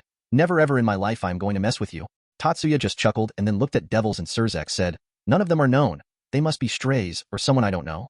Tatsuya just smiled and said, You really are an unbiased Mao, huh? Which made Surzex flinch while Seraphal started sweating. Tatsuya just smiled and said, Well, since they were strays then nothing can be done about that. But if these devils work under someone belonging to the faction then? And the devils immediately stiffened up, except for those who didn't knew about them, which was not missed by the other factions present in the room. Tatsuya then focused on Surzex and said, Do you really not know any of them? Seeing Tatsuya's gaze at him, Surzex gulped his saliva, but still nodded his head. Tatsuya looked at him for a while, and then stood up and started walking towards him, which made him flinch. Tatsuya then stood beside him and placed his hand on his shoulder and said, If I find out that someone from the faction was behind this and you are defending him, you should know what might happen, right? Surzex released his aura, noticing which the other leader frowned, and got ready for attacking. Surzex then said, And what might happen? Tatsuya just smiled and said, Well, my hand might slip, but the question here is how many might slip off from existence because of that. And immediately flared up his aura, which made Surzex immediately kneel down on the floor, shocking the others. Azazel and Michael immediately stood up from their places and said, Tatsuya, please, we are here for peace. Just calm down a bit. Tatsuya looked back at them for a while, and then stopped releasing his aura, making the others sigh. Tatsuya then offered his hand to Surzex to stand up and said in a low voice, You know, Surzex, you are similar to me. You like your family a lot, and I really admire that about you. Surzex then stood up from the ground, but Tatsuya then pulled him towards himself and whispered in his ear and said, But you should know that I will not tolerate something like this. He then let him go and said, As a capable Mao, you should know what you will have to do, right? Surzex looked at Tatsuya for a while and simply nodded his head and said, I will help you in the matter that we talked about earlier. Tatsuya just smiled and said, You catch on fast, good. You give me the information on the council and I promise that I will not kill that someone who tried this assassination just this time. Both of them then stopped whispering and then shake their hands and went back to their seats. Chapter 165. Nobody dares to mess with. After Tatsuya and Surzex had their talk, Both of them sat back on their seats, but there was still an air of awkwardness in the room. Tatsuya looked at Azazel and smiled at him. Azazel, who saw his smile, gave a fake cough and said, "Okay, let's continue from where we left off. So Tatsuya, what is your say about this treaty?" Tatsuya placed his elbows on the table and then rested his head on his hands and said, "I have always been neutral towards all and have only taken some action when the other party showed some hostile actions, and am thinking of doing the same in the future." Azazel was then about to say something, but suddenly the surroundings started changing, and most of the people in the room stopped moving. Tatsuya looked around with his neutral expression, and then Azazel said, "Looks like some stop the time, though we are safe because of our immense power." Valley then opened his eyes and looked at Isami and said, "And we have our heavenly dragons, and looks like they all are saved because of their holy swords," he said while looking at Isami, Kiba, Zenobia, and Irina. Azazel then looked at Miyuki and Ingvild and said, "Looks like your group is really not someone to be underestimated?" Tatsuya just smiled and said, "Well, what should I say? I am very proud of them." Both of them smiled, but suddenly the building shook, which alerted every moving member in the room. Tatsuya just smiled and said, "We have some company." Everyone then went towards the window to look at the enemy and saw some weird robe-clad people flying upside down in the air. Gabriel then said, "Magicians, huh?" Bearing that, Seraphal pouted and said, "Hey, I am the magical girl here." Seeing her, Tatsuya patted her head and said, Now, you should not be mad. Don't forget there is an even stronger magical girl than you." Seraphal, who was blissfully smiling on being patted, immediately widened her eyes and said, "Who dare to take that spot from me?" Tatsuya just smiled and said, "Oh, don't you remember? The one who fought the three-way war." And immediately Seraphal's face paled. Seeing that, Tatsuya just chuckled and hugged her and said, "What happened?" Seraphal started hitting her chest and said, "That was no magical girl. I cannot accept it." Seeing her throwing a tantrum, Tatsuya just chuckled and hugged her tighter and started consoling her. Soon Seraphal stopped and was just smiling while being hugged by Tatsuya. But soon the room started to get colder, and by reflex the members of the Kuo High School, Valley and Irina, looked at Miyuki, but were surprised to see that she was not the one who was releasing the aura. Suddenly a hand landed on Seraphal's shoulder, making her freaked out, which made all of them to look at her. As soon as they turned their head, they saw a silver-haired maid standing behind Seraphal. "Leviathan-sama, it is not the time to play around. Stop taking advantage of him." Seraphal, who understood the actual meaning of Graphia's words, just smiled and said, "What is wrong with this, Graphia? My future husband is consoling me while I am scared. I don't think there is any problem with that." And started releasing her own cold aura, which made the area around them start to freeze up. The other people in the room just stood at a side, and Azazel whispered to Surzex, "Hey, shouldn't you ask them to stop? You are a Mao, right?" Surzex looked at Azazel and said, "If you have the wish of getting your balls packed up in a nice and cold layer of ice, you are more than welcome to try that." Hearing that, Azazel remained silent for a while, but then turned his head and said, "Hey, Barakil, interested in getting your balls get iced up?" To which Barakil looked at him with a glare and then thought, "That does sound tempting. But no, I have to maintain my image in front of my daughter." Suddenly he felt someone place their hand on his shoulder, and he turned his head to see Michael looking at him and then said, "Barakil, you should stop drooling, it's starting to get frozen." Hearing which, Barakil immediately wiped his mouth and found some frozen drool in his hand. He then turned his head to see the other people trying very hard to hold back their laugh. His gaze then fell on those people who were frozen, and he thought, Akino is not able to move. So should I try to stop them? Tatsuya, whose body has also started to get frozen a bit, raised his aura a bit, which alerted the two girls, and both of them looked at Tatsuya, who was smiling at them. Tatsuya then said, "I think that we should stop here, don't you think?" Hearing which, Seraphal sighed and said, "Fine, but I will come later to your house." She then looked at Graphia and said, "To play some games, of course." And separated from Tatsuya, Graphia looked back at Seraphal with a glare, but then felt a hand on her head and saw Tatsuya patting her. Tatsuya then said, "You have not been visiting lately." He then lowered his voice and said, "Is he still troubling you?" Graphia, who heard the question, nodded her head and said, "I have been busy with my duties lately." She too then lowered her voice and then said, "He was doing so, but after coming back to the underworld after the open house, he is avoiding contact from me, or rather all the females he comes close to." She then widened her eyes and said, "Did you?"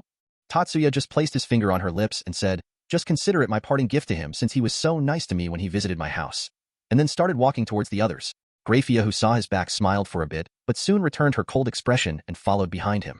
Tatsuya, who approached them, saw Barakil fuming with rage, while the others were trying hard not to laugh.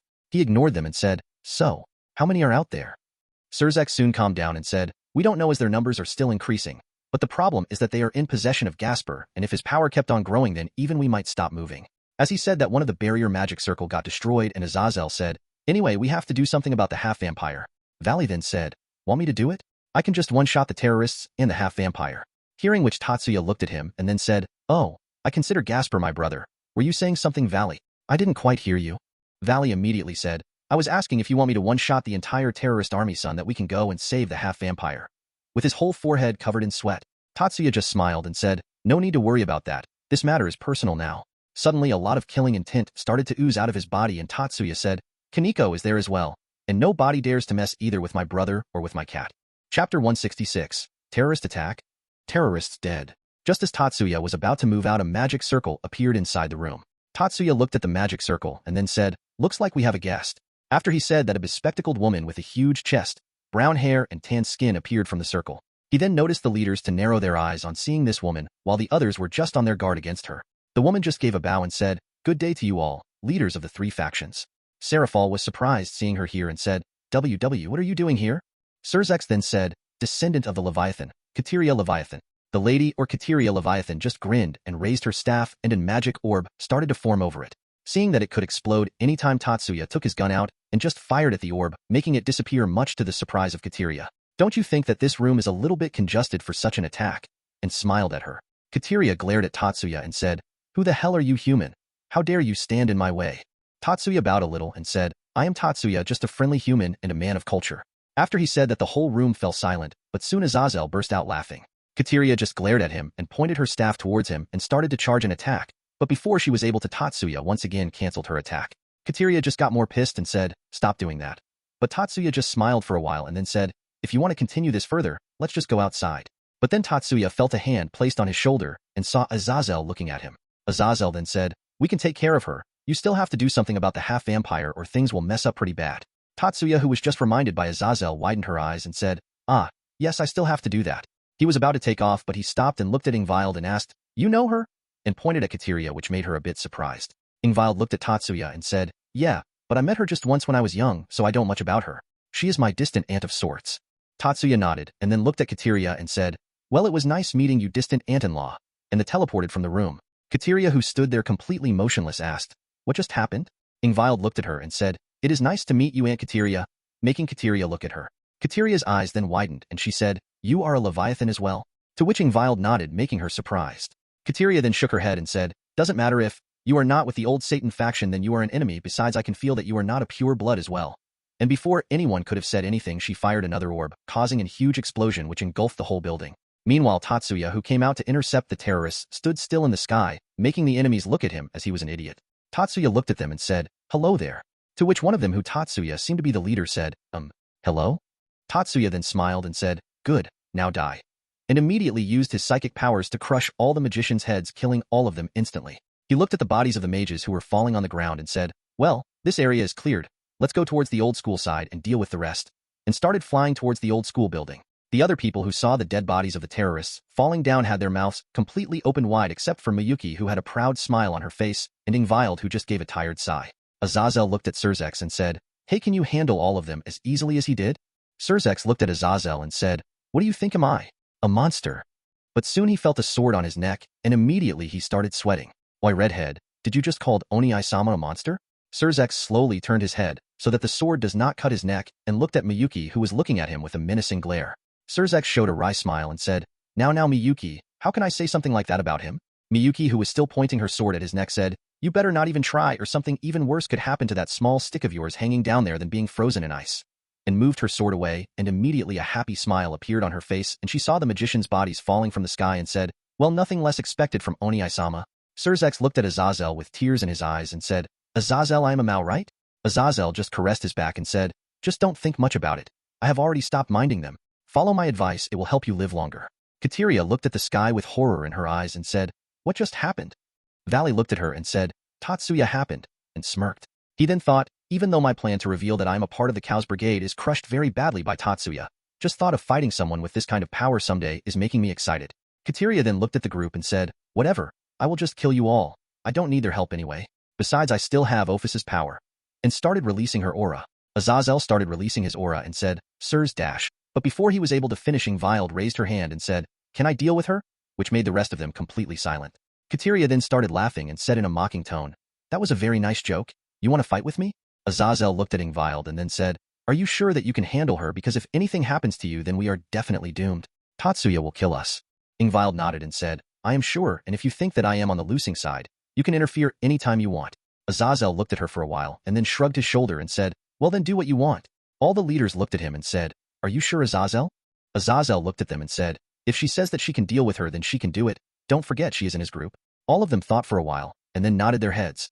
Seraphol looked at Ingvild and said, "Don't worry, Ingvild-chan, if you were to be in danger, I will save you." Ingvild nodded and then walked forward and said, "Well, let's check how am I compared to these old satans," and started releasing her aura, making all of them completely shocked by her power. Tatsuya, who felt her power, smiled and said, "Well, Kateria is done for." Chapter 167. Fight Between Leviathans. Ingvild started to fly in the air while releasing a violet aura around her, making others feel the pressure coming from her body. Kateria narrowed her eyes and said, "Looks like you were not joking when you said that you want to fight me. You look quite strong. Why don't you join us and help us rule the world? We belong to the same clan after all." Ingvild just smiled and said, "I don't mind, but you only if Tatsuya and my friends decide to join.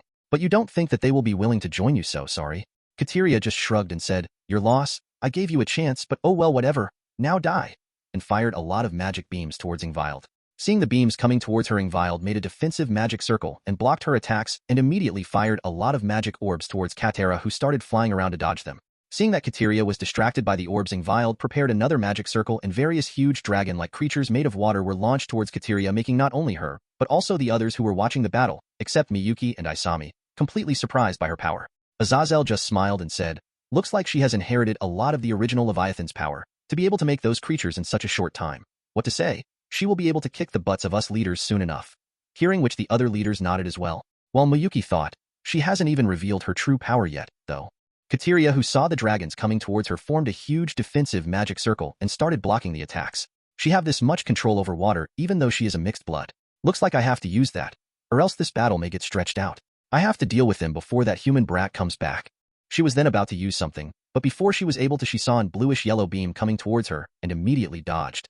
Ingvild smiled and said, "I have to say that you are good," and then immediately used her whip, Lucy's whip from Fairy Tail, again to attack her continuously, which Kateria kept on dodging. "What the hell is this thing? No matter how far I go, it just keep on getting longer and longer," Kateria said, then fired another wave of demonic energy towards Ingvild. Ingvild just moved her hand a bit, and the whip crashed to the wave and immediately destroyed it. Seeing the power of the whip, the audience was once again surprised. Michael then said, "That whip is something? Is that her sacred gear?" To which Miyuki shook her head and said, "No, it's her weapon that Oni-sama gave her." Michael narrowed his eyes and said, But I can feel that she have a sacred gear? Do you know what is it?" Miyuki just smiled and said, "Sorry, this information is confidential." Michael looked at her for a while, and then sighed before nodding his head. Azazel looked at the whip with stars in his eyes and said, "That is something. I have to ask Tatsuya later to let me have a look at it, to be able to negate an attack from Kateria so easily. Oh, I'm getting very excited. Don't you think so too, Barakil?" Barakil, who was intently looking at the whip, thought, "Yeah, that whip looks great. I wonder how would it feel?" And some lewd thoughts started coming in his mind. Azazel looked at his friend with a weird gaze and said, "Forget it.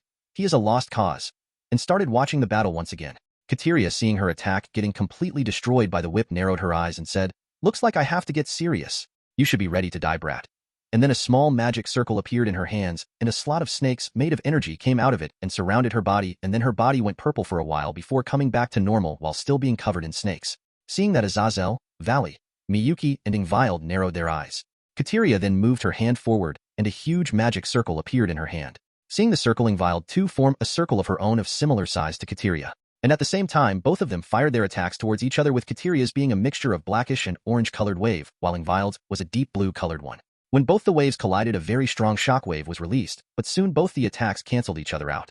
Seeing that there was no damage on either of them made the leaders, and those who were not aware of Ingvild's full strength, completely shocked by her power. Ingvild smiled and said, "Looks like I can go all you dash." But before she was able to finish, Azazel came in front of her and said, Now, Leviathan-chan, let me take over. There are some things that we have to discuss."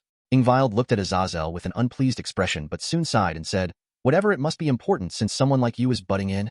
Hearing her say, "Someone like you," Azazel's lips twitched, but he didn't say anything and was about to thank her for understanding, but Kateria interrupted her and said in a mocking tone, "What happened? Got scared of my power or what? Wanna hide behind that boyfriend of yours? How about it? I kill that weak-ass shitty human in front of yo dash." But before she was able to finish, the atmosphere around them started to get tense and huge amount of energy started to come out from two people. Azazel, who was blown away by the sudden burst of power, was completely stupefied, but soon calmed himself down and looked towards the sky and saw Miyuki and Ingvild standing side by side with a huge amount of aura surrounding them. Both of them looked at Kateria with a cold glare, and Miyuki said simultaneously, "Oi, oi, oi. Hag, looks like you have lived enough."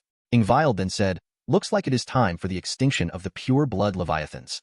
Seeing the two of them, the others only gulped their saliva. Most of them thought, of all people she could have thought to kill, why should she say the name of the one person who cannot be killed? Well, we pity you, Kateria. While a certain fallen angel's thoughts, this pressure, I am feeling so blissful. Chapter 168, Rage. Currently Tatsuya was flying towards the old school building, and soon he noticed some magicians who were surrounding something which looked like a magic circle, but Gasper and Kaneko were stuck to it. Tatsuya immediately landed in front of them, making the magicians alerted and point their knives at Kaneko and Gasper. One of the magicians looked at Tatsuya with a glare and said, "How is he here? We made sure to cut off all the teleportation circles formations." Another one of the magicians then said, "Take one more step and we might hurt them." Tatsuya looked at Gasper and Kaneko and saw Kaneko who was stuck upside down and had a few cuts and scratches over her body. Kaneko, who saw him looking at her, blushed and thought that Tatsuya was looking at her panties, which were clearly visible because of her skirt being flipped. She then said, "Senpai, don't look at my panties." Gasper then said, "Tatsuya-senpai, it hurts a lot." Tatsuya's brows twitched and he said, "You naughty kitty, I was looking at your injuries and you, Gasper, stop speaking like a girl." Hearing that, Kaneko blushed from embarrassment, while some tears came out of Gasper's eyes. He then looked at Gasper and said, "Gasper, how can you cry? Are you not a man?" Gasper looked at Tatsuya and said, "But I don't want all this. I don't want to hurt my friends at all." Hearing that, Tatsuya narrowed his eyes and said, "If you don't want your friends to suffer because of you, then you have to become strong and control your power. You told me that you want to become strong. Was that a joke?"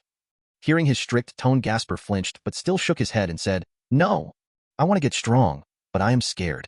Tatsuya glared at him and said, "What did I told you that you have to do when you asked me to become strong?" Gasper's face immediately became angular and his eyes immediately became narrowed, and he said, "Eat this," with an all-might expression. But just as he opened his mouth a bit, Tatsuya threw a pill made of his blood in Gasper's mouth and said, "Yes, just do that. You need to try something different if you want to become strong. Being scared of something isn't an answer." Gasper, who felt the taste of blood in his mouth, widened his eyes and started to get scared, but after hearing Tatsuya's words, a determined expression appeared on his face, and he gulped down the pill. Just when he gulped down the pill, his eyes shone, and he immediately split into a number of bats and stopped the time in the area. Though Tatsuya was still able to move and saw Gasper saving Kaneko. Gasper then brought Kaneko back to Tatsuya, and then the time started moving. Tatsuya immediately caught Kaneko in his arms, making Kaneko blush. The magicians who saw both Gasper and Kaneko disappeared from the circle were shocked and were about to say something, but before they were able to, Tatsuya shouted, "And what the hell were you all doing? Not making any moves when I was talking to Gasper and just kept on watching me. Are you all idiots? At least you should have made some plans or something." Seeing him scolding them, the magicians felt a bit guilty, but soon one of them realized something and said, "Hey, we are the terrorists here. Why are you scolding us? We hurt those two brats. You should be attacking us, not correcting our mistakes." Tatsuya then looked at Kaneko's injuries and immediately healed them and said, "Want me to beat them, or you want to do it on your own?" Kaneko shook her head and jumped down from Tatsuya's hands and said, "I and Jayakuen can handle them, right, Jayakuen?" The bats who were hovering behind Tatsuya had a gleam in their eyes and they said, "Of course I am a man after all." And immediately all the magicians were stopped by Gasper.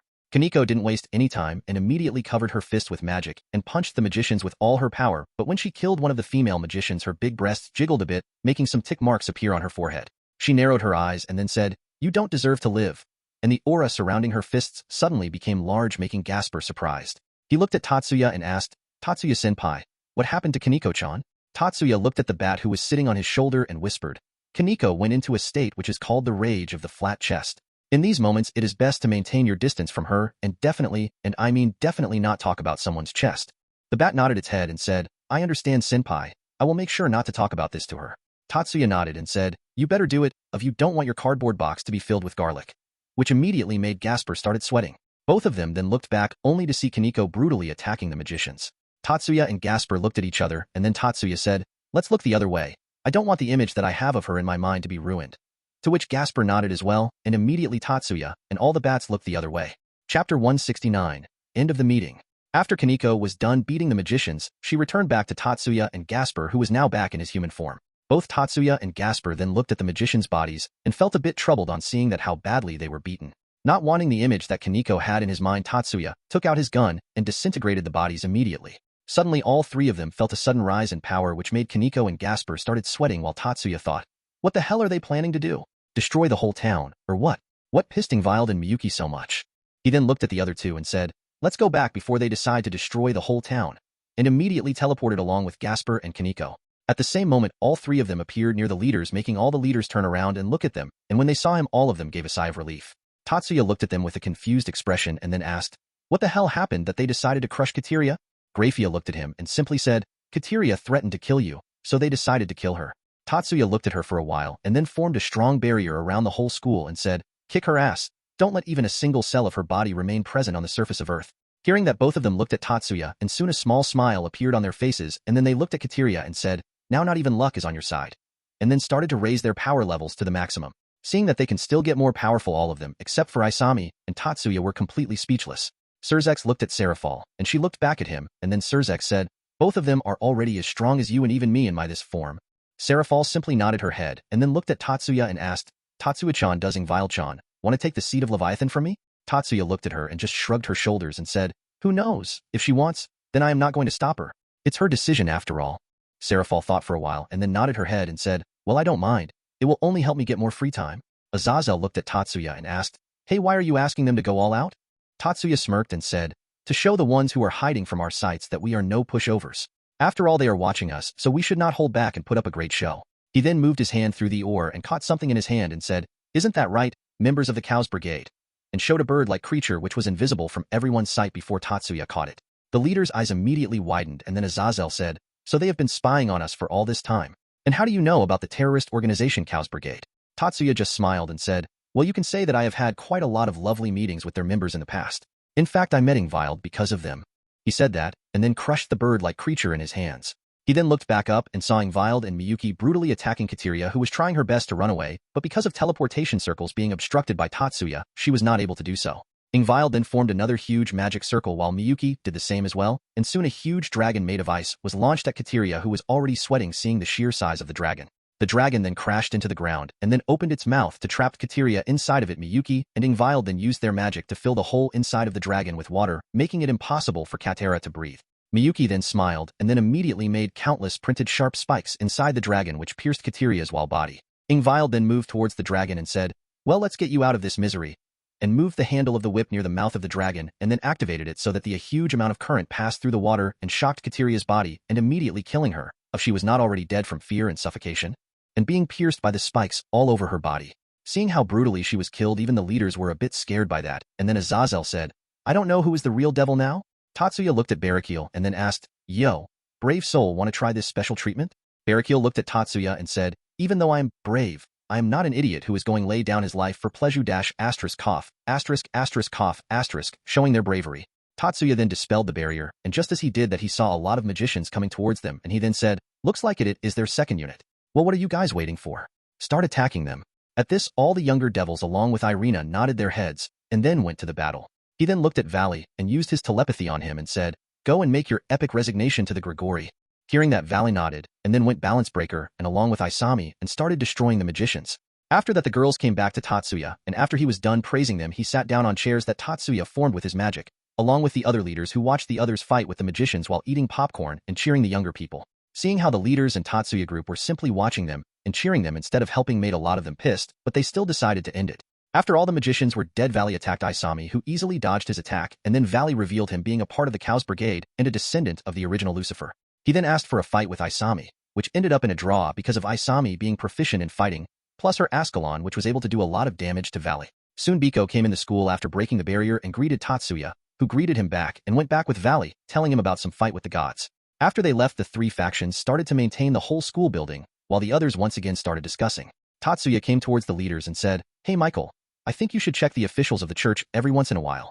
I heard from Zenobia that they are brainwashing humans to the point they are not able to experience joy in anything." Hearing that, both Michael and Gabriel were completely shocked, and they immediately apologized to Zenobia, making her flustered. Tatsuya chuckled at that and then said, "Also, can you do something so that she can pray to God?" and pointed at Zenobia. Michael looked a bit surprised and then asked Zenobia whether she still believed in God, to which she replied, making both Michael and Gabriel happy. Zenobia then looked at Tatsuya and said, "Thank you for all that," and placing the matter of the wrong ways of the church in front of them. Tatsuya just patted her head and said, "No problem," and started walking away with his team, leaving behind the others. He then realized something and turned around and said, "Oh yeah, I will not be joining the alliance but will still be neutral. Ciao," and teleported away with his team, leaving behind everyone completely speechless, while Azazel just laughed it off. Chapter 170. Train Ride to the Underworld. A few days have passed since the meeting between the three factions, and there was quite an uproar among the devils of the Kuo High School regarding Tatsuya and his group not being in the alliance.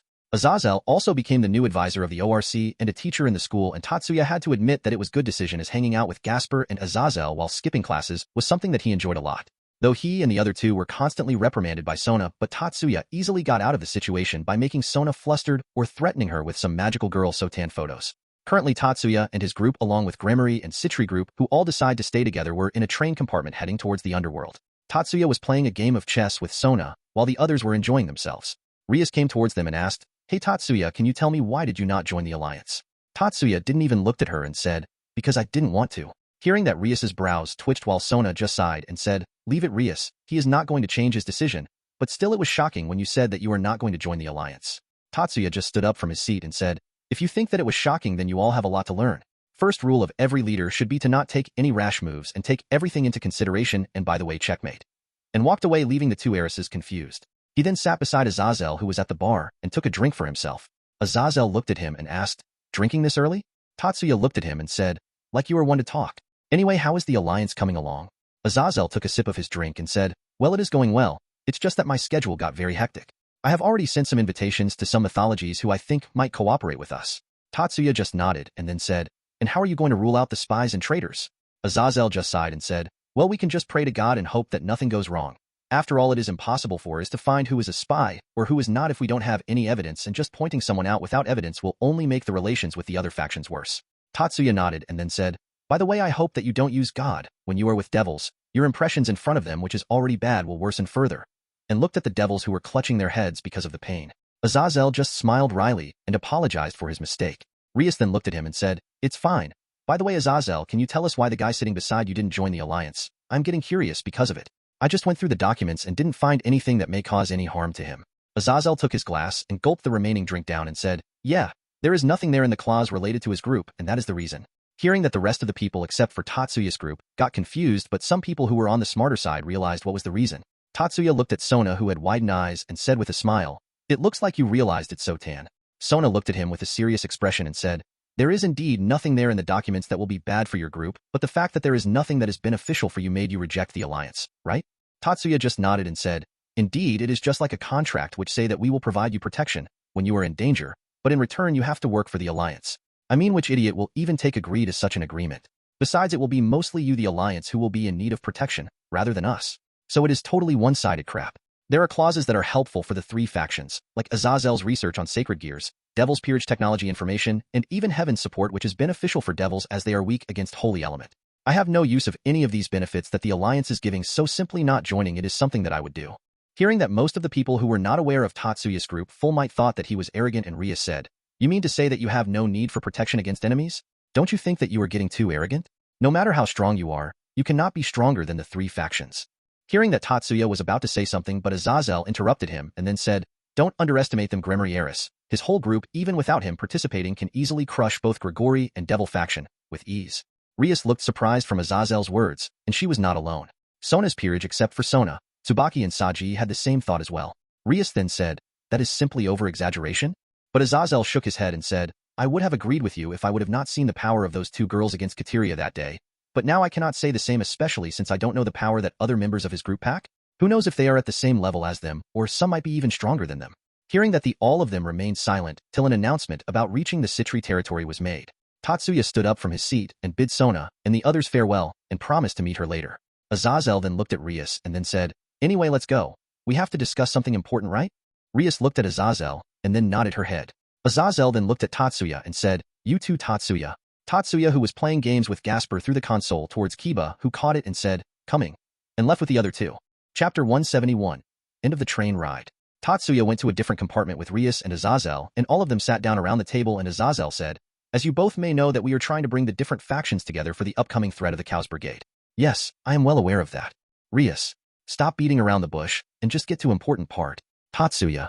Azazel looked at him and said, "Hey, at least let me build up the atmosphere." He then sighed and said, "We have invited the Norse mythology to sign the peace treaty here in the underworld, so please make sure that your groups don't cause any problems in the time we are here. It will leave a bad impression on them." Tatsuya just shrugged his shoulders and said, "I have already made it clear. As long as you don't mess up too bad, we will not do anything." His voice then turned cold and he said, "But just cross the line even a bit." Both Azazel and Rias tensed up on seeing his expression and hearing his voice, and both of them nodded their heads. Tatsuya looked at them, then his expression eased up, and in his normal tone he said, "So you want to just tell that, or is there something else?" Azazel and Rias looked at each other, and then with a depressed tone Rias said, "Oni-sama has arranged someone to test my peerage, so we ask you and your group to not interfere with that." "Sai, why do we have to arrange something like this?" Tatsuya and Azazel looked at her, and then both of them thought, "Obviously to let you all know your place and not get ahead of yourself." Both of them then looked at each other, and then gave an understanding nod. Seeing them doing that, Rias narrowed her eyes and thought, Why do I have a feeling that both of you just thought something rude? Azazel looked at her and said, of course not, and gave a laugh. Tatsuya smiled and said, 'Cause I did. Hearing that both Azazel and Rias looked at him in disbelief, but seeing his smile, both of them immediately averted their gazes. Tatsuya then stood up and then said, well then I guess all this talk is done. Azazel and Rias stood up as well, and then nodded their heads, and went back to the compartment where everyone was sitting. Just as they reached the compartment the train suddenly stopped, and because of inertia, Rias went falling towards Tatsuya. Tatsuya looked at the person who was coming towards him, and saw Rias looking at him. Tatsuya nodded his head, and moved one of his hand, and grabbed Rias's head, preventing her from the fall. Rias, who now had stopped falling, looked at Tatsuya with a sweat drop and asked, shouldn't in a situation when a beautiful girl like me is falling down, a gentleman like you should catch me in your arms? Tatsuya just smiled and gripped her head tighter, making Rias shriek out in pain and said, oh, I am sorry for not being gentlemanly enough. He then strengthened his grip more and said, you should be happy that I didn't let a beautiful girl like you fall down. Rias, who was screaming out in pain, was trying very hard to get away from Tatsuya's grip, but was not even able to move his hand a bit. Tatsuya then looked at the others who were looking at the comedy show that was happening in front of them with a deadpan look and said, girls, team meeting, back compartment, now. The girls and his team nodded, and then left towards the compartment. Tatsuya looked at the others and said, well then excuse me, and then stopped squeezing Rias's head and then left with the others as well. Tatsuya looked at the girls and said, sit down and do whatever you want. All the girls looked at him for a while, and then Shizuka said, in the meeting? Tatsuya looked at her and then said, the redhead Siscon wants to have a test for her peerage, and we have to stay away from them. Understanding what was happening, all of them nodded, and then started to talk to each other. Suddenly Karen looked at Tatsuya and asked, so what are we going to do in the summer vacation? Tatsuya looked at her and then said, well, first few days we can relax and meet with some friends here in the underworld. Then there is also the Youth Devils Meet, my main objective of coming here. Azazel also told me about some peace meeting with the Norse mythology. Hearing that, Miyuki said, those perverts that once came to the house during the raiding game with Phoenix? It has been a long time since we saw them. Himari then asked, and why is that youth meeting important? Tatsuya just smiled and said, oh, that is a surprise. He then said, also there will be your training session at the HQ, so try to relax as much as you can in the first few days. Almost all of them immediately became stiff when they heard about the training, and all of them thought, we have to experience hell once again. Tatsuya just smiled and said, I heard that. Kurumi then said, but still we have not visited the castle since a long time. Will it not be completely dirty? Tatsuya shook his head and said, don't worry, I have already sent some people for the cleanup. All of them got confused by that and asked, who? Ruya and Tiamat. Tiamat wanted to check out the castle and look for the treasures there, whereas Ruya can just clean up the entire thing in a blink of an eye. So she is enjoying at the various facilities that I have put in the same dimension as the Hanging Garden of Babylon. Hearing that, Kagura asked, what all have you put there? Tatsuya thought for a while and then said, a race course, a game center, a training area, theater, amusement park, and there are a lot more things. Basically, you can call it the perfect place for relaxation. Oh, there is also an artificial beach there. All of them looked at him with a dumbfounded look and then asked, what the heck have you done to the dimension in the time we didn't go there? Tatsuya shrugged his shoulders and said, well, the dimension was pretty much empty, so I decided to fill it up. Don't you think that it will be a good place to relax? A place where no one other than us can enter. You can call it as a private island. It's just that the island is in a whole separate dimension. All of them thought for a while and then nodded their heads. They too think that it will be a good place for relaxation. Sanan then asked, oh yeah, where is Ophis at the moment?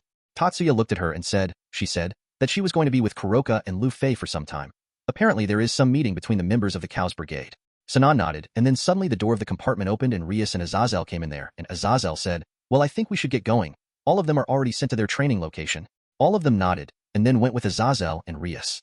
Chapter 172, Redhead Bazooka. After Tatsuya and the others went out of the train, they were immediately teleported and appeared in front of a small mountain.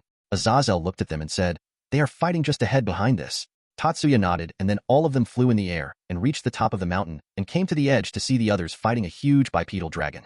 Seeing the dragon, Tatsuya thought for a while and then used his magic to summon his familiar. Just as he did that, a magic circle appeared beside him and a beautiful lady with blue hair appeared out of it and jumped at Tatsuya. Tatsuya caught her and gave her a peck on the lips and said, looks like someone missed me? Tiamat hugged him and said, yeah, I missed you a lot. If not for taking care of my treasures and the young dragons, I would have permanently stayed in your house. Just as she said that, Kurumi snorted and said, heh, and we would have to take care of another freeloader and lizard hag at that. Tiamat immediately looked at Kurumi with a glare and said, wanna have a go, Vixen? Kurumi glared back at her and said, sure, lizard hag. Both were about to release their power and clash with each other, but before they were able to, Tatsuya gave a chop on both of their heads and said, behave. Both of them looked at Tatsuya with a hateful look, to which Tatsuya replied with a smile on his face. He then said, anyway, Tia. Tiamat, who heard him calling her name, became alerted and looked at him. Tatsuya pointed towards the bipedal dragon and then asked, how strong is he compared to you? Tiamat looked at the dragon which Tatsuya pointed to and said, if I get serious, I can defeat him easily, but still it will be a tough fight. After all, Tannen is a former Dragon King. Tatsuya thought for a while and then asked, and what do you think Isami? Tiamat then looked at a red armored figure flying in the sky with a sword attached to her gauntlet and fighting with Tannen. She looked at her for a while and then said, she has improved a lot since the first time I met her in the forest when you all came to get your familiars. I guess she have progressed quite a lot. Tatsuya then narrowed his eyes and then asked, so how do you evaluate her compared to the previous Red Dragon hosts? Tiamat immediately widened her eyes and said, she seems better than average. To which the others looked at her with a surprise. Tatsuya was about to say something, but suddenly Arias interrupted her and said, nothing less expected from my servant. Before anyone can reply, Tatsuya said, what are you doing here? Hearing his question, Rias and Azazel looked at him with a confused expression, while the rest of them just sighed knowing what Tatsuya was going to do. Rias looked at him with a dumbfounded expression and then said, observing my peerage. Tatsuya looked at her with his usual neutral expression and then asked, why has you brother sent that dragon here? To check my peerage. And what are you to them? The king of their peerage. Tatsuya nodded his head and moved towards Rias and placed his hand on her head. Seeing that Rias was confused, but suddenly Tatsuya gripped her head and said, then that means that you are a part of the peerage as well, so move your lazy ass and help them a bit. He then opened a portal and took a stance. Rias, whose head was gripped by Tatsuya, was trying her best to free her, but just like before it was still all in vain. Tatsuya then lifted her body and said, here, I will give you a head start. Also I advise you to prepare some attack, so that you do not waste the head start. Hearing that, Rias started panicking as she has almost guessed what Tatsuya was about to do, and just followed her instructions and started charging her power. Tatsuya pulled his hand back and by using enough force so that Rias don't die, he gripped her head tighter and threw her while shouting, Reed head bazooka, and immediately Rias was thrown at a very high through the portal. All of them then looked down the hill and saw a similar portal appear down there, and from it a crimson-colored flash appeared. Rias, who just appeared on the battlefield, shouted, get out of the WYYYYYY. And immediately all her peerage members stopped attacking the dragon and just moved away from her path. Seeing that the path was clear, Rias immediately unleashed all the power that she had stored up till now in one attack. A huge magic circle was formed in front of her hands, and just seeing the sheet size of the circle, some of the people were surprised by it. Tatsuya, who looked at the circle, said, though her method is inefficient, I guess she did train a bit recently. And the others just nodded their heads. Rias then immediately fired the huge orb of power of destruction towards Tannen, seeing which Tannen got a bit wary as well, and decided to use a bit more of his power. Tannen then fired huge amounts of flame towards the orb, but this time as well the others were surprised when they saw that the orb held out for a bit, before being completely engulfed in the flames. Isami, who saw the flames coming towards her group, immediately rushed towards Rias and then caught her and moved away, while the others did the same as well. Tatsuya, who saw the scene in front of him, nodded his head and then looked at Tiamat and asked, so what you were saying, continue. Tiamat nodded and said, she is good, but just like the past wilders, she is relying on the sacred gear too much, and just like them, she too will be consumed by the juggernaut drive, sooner or later. Tatsuya nodded and then said, well, there is still time for that. I will take care of that when it will surface. He then looked at the battlefield once again, and then a grin appeared on his face and he said, looks like my red dragon is going to use her dragon slayer magic. Hearing that, the other people who were standing beside him got surprised, and Azazel asked, you mean to say that she have dragon slayer magic? Since when? Tatsuya didn't look at him and said, just a few days ago she absorbed it from Ascalon. But I don't think that she could do much right now. She have no practice using it. And just like Tatsuya said, Isami just covered the sword with a weak fire dragon slayer aura and attacked the dragon, who just got a few cuts, which were not fatal. All of them continued the fight for a bit longer, but all of a sudden they saw Tannen charging up for a big attack. But before anything got out of hand, all of them appeared on the ground and Azazel stopped Tannen. Tatsuya and the others went towards the devils and helped them, and Asia started healing them. Rias looked at Tatsuya with a glare, seeing which Tatsuya smiled and said, looks like you really enjoyed the fight. Rias only narrowed her eyes and said, I could have died. Tatsuya nodded and then said, yes, you could have. Rias just got more annoyed by that and said, how can you treat someone like this? I am your friend. Tatsuya nodded and then said, you are my friend, that's why I am helping you become stronger. We are at a time where the Cows Brigade may attack is any time. So there might be chances that someone might not be there to save you. Then what are you planning on doing at that time? Just wait for your death? Hearing his reasoning, Rias immediately shut her mouth and started thinking about what Tatsuya said. Tatsuya then shrugged his shoulders and said, and if it had come to a life-death situating, then I would have stopped him, so don't worry. Suddenly the ground started to tremble, and they saw the huge dragon coming towards them. Tannen looked at Tiamat and asked, it is very rare to see you, old friend. How come you are here today? Tiamat nodded her head and said, yeah, I just came to meet my mate, and pointed at Tatsuya. Tannen then looked at Tatsuya, to which Tatsuya just waved his hand in response and said, Tatsuya Shiba, human, Tia's mate. Tannen looked at Tatsuya for a while and then said, I cannot feel anything special from you. Tatsuya just smiled and said, isn't it common sense to hide your power so that the enemy don't recognize you? Tannen just nodded and said, that is true, but who in this day and age do that? Tatsuya's lips twitched and he said, I don't know him, maybe people who have the capability to think. Hearing that most of the people around him tried their best to not laugh at the answer while Tannen just said, "Did you just make fun of me?" Tatsuya just smiled in response and said, "Who knows?" Tannen looked at him for a while and then sighed and said, "Forget it. Since Tiamat chose you as her mate, you must be something, and I really don't want to mess with that mad woman." Immediately Tiamat had tick marks on her forehead, which only kept on increasing when Kurumi started to insult her. She glared at Kurumi and said, "Wanna have a go?" Kurumi glared back and said, "Huh, come at me, hag." But once again Tatsuya hand chopped their heads and stopped the two of them and said, "Behave." To which just the two of them pouted. Chapter 173. Arrival at the Gremory Mansion. After Tatsuya was done reprimanding Tiamat and Kurumi, all of them decided to go for a bath as the Gremory group was covered in sweat and dirt. Tatsuya, who was done undressing, looked at the others, and then his eyes fell on his not-so-masculine brother. "Gasper, hurry up and take off your clothes, you have to take a bath. You cannot go back to the Gremory territory if you are dirty." Gasper looked at Tatsuya with a blushing face and then said, "But it's very embarrassing here." Tatsuya then said, "If you don't do it here, then where are you planning on taking your bath? The women's section?" Gasper then, with a bit of hesitation in his voice, said, "See, can I?" Tatsuya walked towards him and placed a hand on his shoulder and then said, "Gasper, you are a man, right?" Gasper looked at him and nodded his head. Seeing that Tatsuya nodded and then said, "Then as a proud man you shouldn't be embarrassed to take off your clothes in front of other men. Be confident in yourself. Besides..." Tatsuya then placed his other hand on his shoulder and said, "Do you really think that I will let any other man see my girls while bathing? Looks like you are in for some punishment, Gasper-kun," and smiled.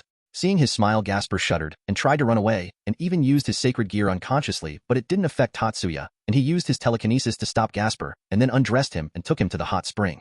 Gasper, who was just covered in a towel, and that to up to his waist, was very embarrassed and some tears were formed in his eyes. Seeing that, Tatsuya sighed and hugged Gasper and consoled himself and then slowly descended in the hot water with Gasper in his embrace. Once Gasper calmed down, Tatsuya made him sit beside him and told him relax properly like a man, and himself sat back in a relaxing position. Tatsuya could hear the girls asking him to come up to their side, but he just ignored them and relaxed with the Kiba and Gasper while he just gave a bottle of sake to Azazel, who minded his own business after that. Soon Tatsuya sat up and started chatting with Kiba and Gasper, making Gasper more open to the rest of them, while the girls who had finally given up on calling Tatsuya simply chatted with each other. Once all of them were clean and refreshed, they all left the hot spring and then got into some carriages which belonged to the Gremory household and continued their journey, while Azazel just teleported to Surzex's office to discuss about the meeting. Tatsuya and his group, who were kept in a different carriage than Rias's peerage, were chatting to each other. Tatsuya then became serious and said, "Be careful from here on out, we are in Xiaotafuck's territory now. We don't know what all he might have planned. Although, I doubt he will be at his home thanks to my special gift." Hearing that, all of them nodded, and then chuckled on thinking what Tatsuya did to the Gremory head. They were thinking that he must be quite frustrated since he cannot get close to any woman. Suddenly all of them looked at the person who was sitting beside Tatsuya with a glare, while Tatsuya just smiled wryly. Miyuki then said, "I don't know, what are you doing here? If you are the maid of the family, shouldn't you be in their carriage instead?" The silver-haired maid, who was sitting beside Tatsuya with a cold expression on her face, said, "It is my duty as the maid to not let the guests feel uncomfortable, so I am simply making sure of that while also protecting Tatsuya-sama from hungry wolves." Hearing that, the girls' brows twitched and all of them thought, "You are the most hungry amongst all of us." Kurumi then pointed at Tatsuya's arm, which was enclosed between Graphia's breasts, and said, "And what do you have to say about that?" Graphia looked at Tatsuya's hand and then after a while said, "I am just preventing him from doing something indecent to all of you by making sure that he is unable to move his hand. No need to thank me, it is my duty to take care of the guests." And looked back at them with a smile, which soon turned into her usual cold expression. Seeing her smile, the rest of them became a bit pissed, and then Himari looked at Tatsuya and said, "Why are you not saying anything to her?" Tatsuya blinked his for a while, and then nodded his head. He looked at Graphia and then with the other hand, which was free, patted her head and said, "Good job, Fia," and smiled at her. Being patted by her, Graphia mouth curled up in a smile, and she just nodded her head. Seeing the two of them, the rest of them just sighed and stopped thinking about the matter. They knew that they were currently in the Graphia's home ground, and in this place she has a lot of power over them. Soon the Gremory mansion came in their sight, and Graphia reluctantly released Tatsuya's hand and said, "I shall be going now. I have to make the preparations for the arrival," she said, and then teleported away to the mansion. Seeing her leave, Tatsuya just sat back comfortably and said, "Miyuki, freeze up the pursuers and kill them without leaving behind any trace of them." Miyuki just nodded as she too felt the devils who were appeared as soon as Graphia teleported from the carriage. A magic circle then formed in her hand, and all of a sudden the group of devils who were following them froze up and then crumbled up in fine pieces and died without leaving any traces. Tatsuya nodded and said, "Good job, Miyuki." Miyuki just smiled and nodded her head. Tatsuya then used his psychic powers and found the service which was installed in their carriage that the devils used to know when Graphia left the carriage. He just took it in his hand and crushed it, breaking its connection. He then looked outside the window and said, "If the same number of people will come daily during our stay, then I guess the whole territory's population will be a problem." He then took out his silver gun and pointed it towards the devils who were either hiding or flying above them, acting as their guards, and started firing each one of them down one by one with his mist dispersion. Once he was done, he put his gun back and said, most of Zeoticus's own force is gone now. He then felt that the carriage stopped moving and said, looks like we reached at our destination, and then looked at the door and saw it suddenly opened by one of the butlers. Tatsuya just nodded at the girls and stepped off the carriage, and after making sure that everything was fine, he helped the girls to step off the carriage. All of them then walked towards the Gremory group, who have, surprisingly, reached the mansion 15 minutes before them. Tatsuya looked at Rias and said, well, looks like our carriage was quite slow, compared to yours. He then looked around the mansion and then said, also, don't you think that the security is pretty lax? Rias nodded as well and then said, I have been wondering that as well. There are very few people who have been stationed here. This has never happened before. Tatsuya just looked at his group and then said, I wonder why. And the girls smiled at his comment. Rias smiled and then said, well, leaving that aside, let's get going, and started walking towards her house leading the others. Grafia, who was standing beside the door, opened it and bowed towards the others and said, welcome home, Rias-sama and her family. She then looked at Tatsuya's group and said, welcome to the Gremory Manor, and then moved aside to let the path be cleared for them. The other just nodded and entered the house, and were surprised by the number of maids and butlers bowing to them. Suddenly all of them heard a voice and turned their heads. A small boy with the same hair as Rias's was running towards them with an excited smile on his face. Rias-sama.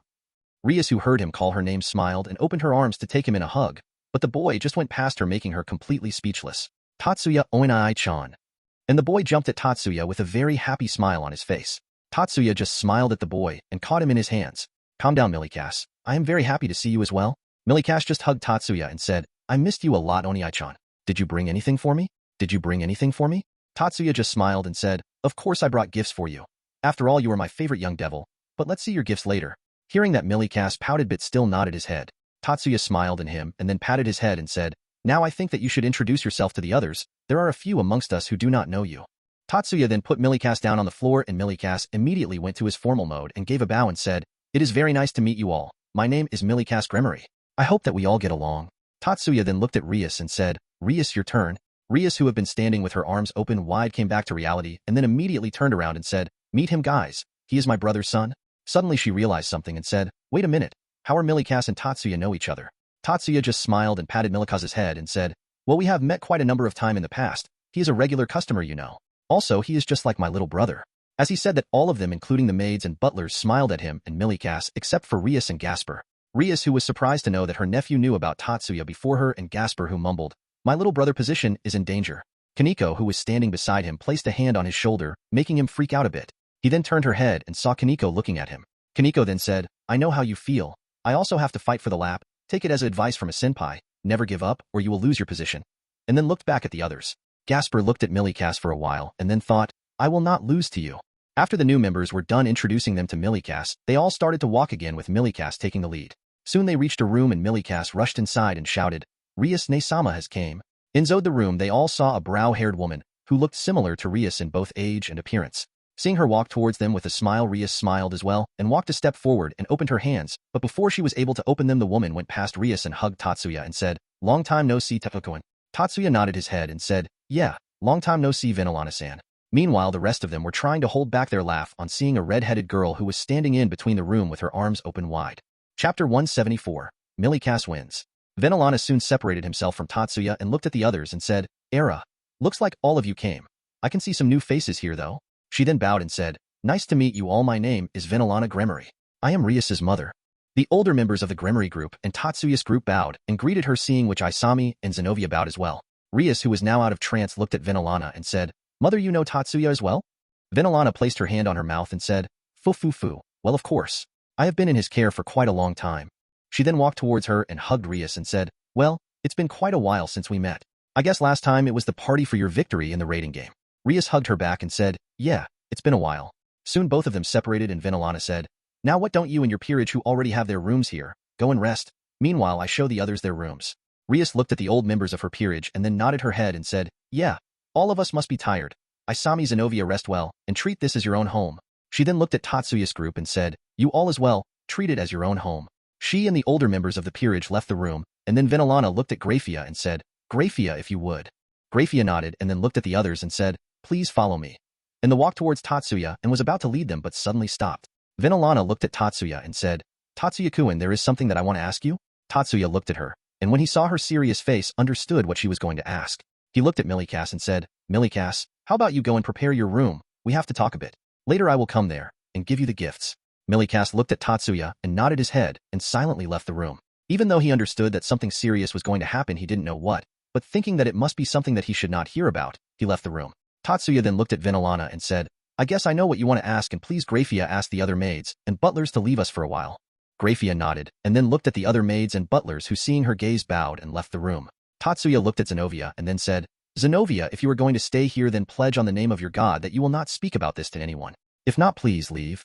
Zenovia looked at him for a while, and then with a determined expression on her face, nodded her head. Tatsuya nodded and then asked, This is about Zeotafux, right?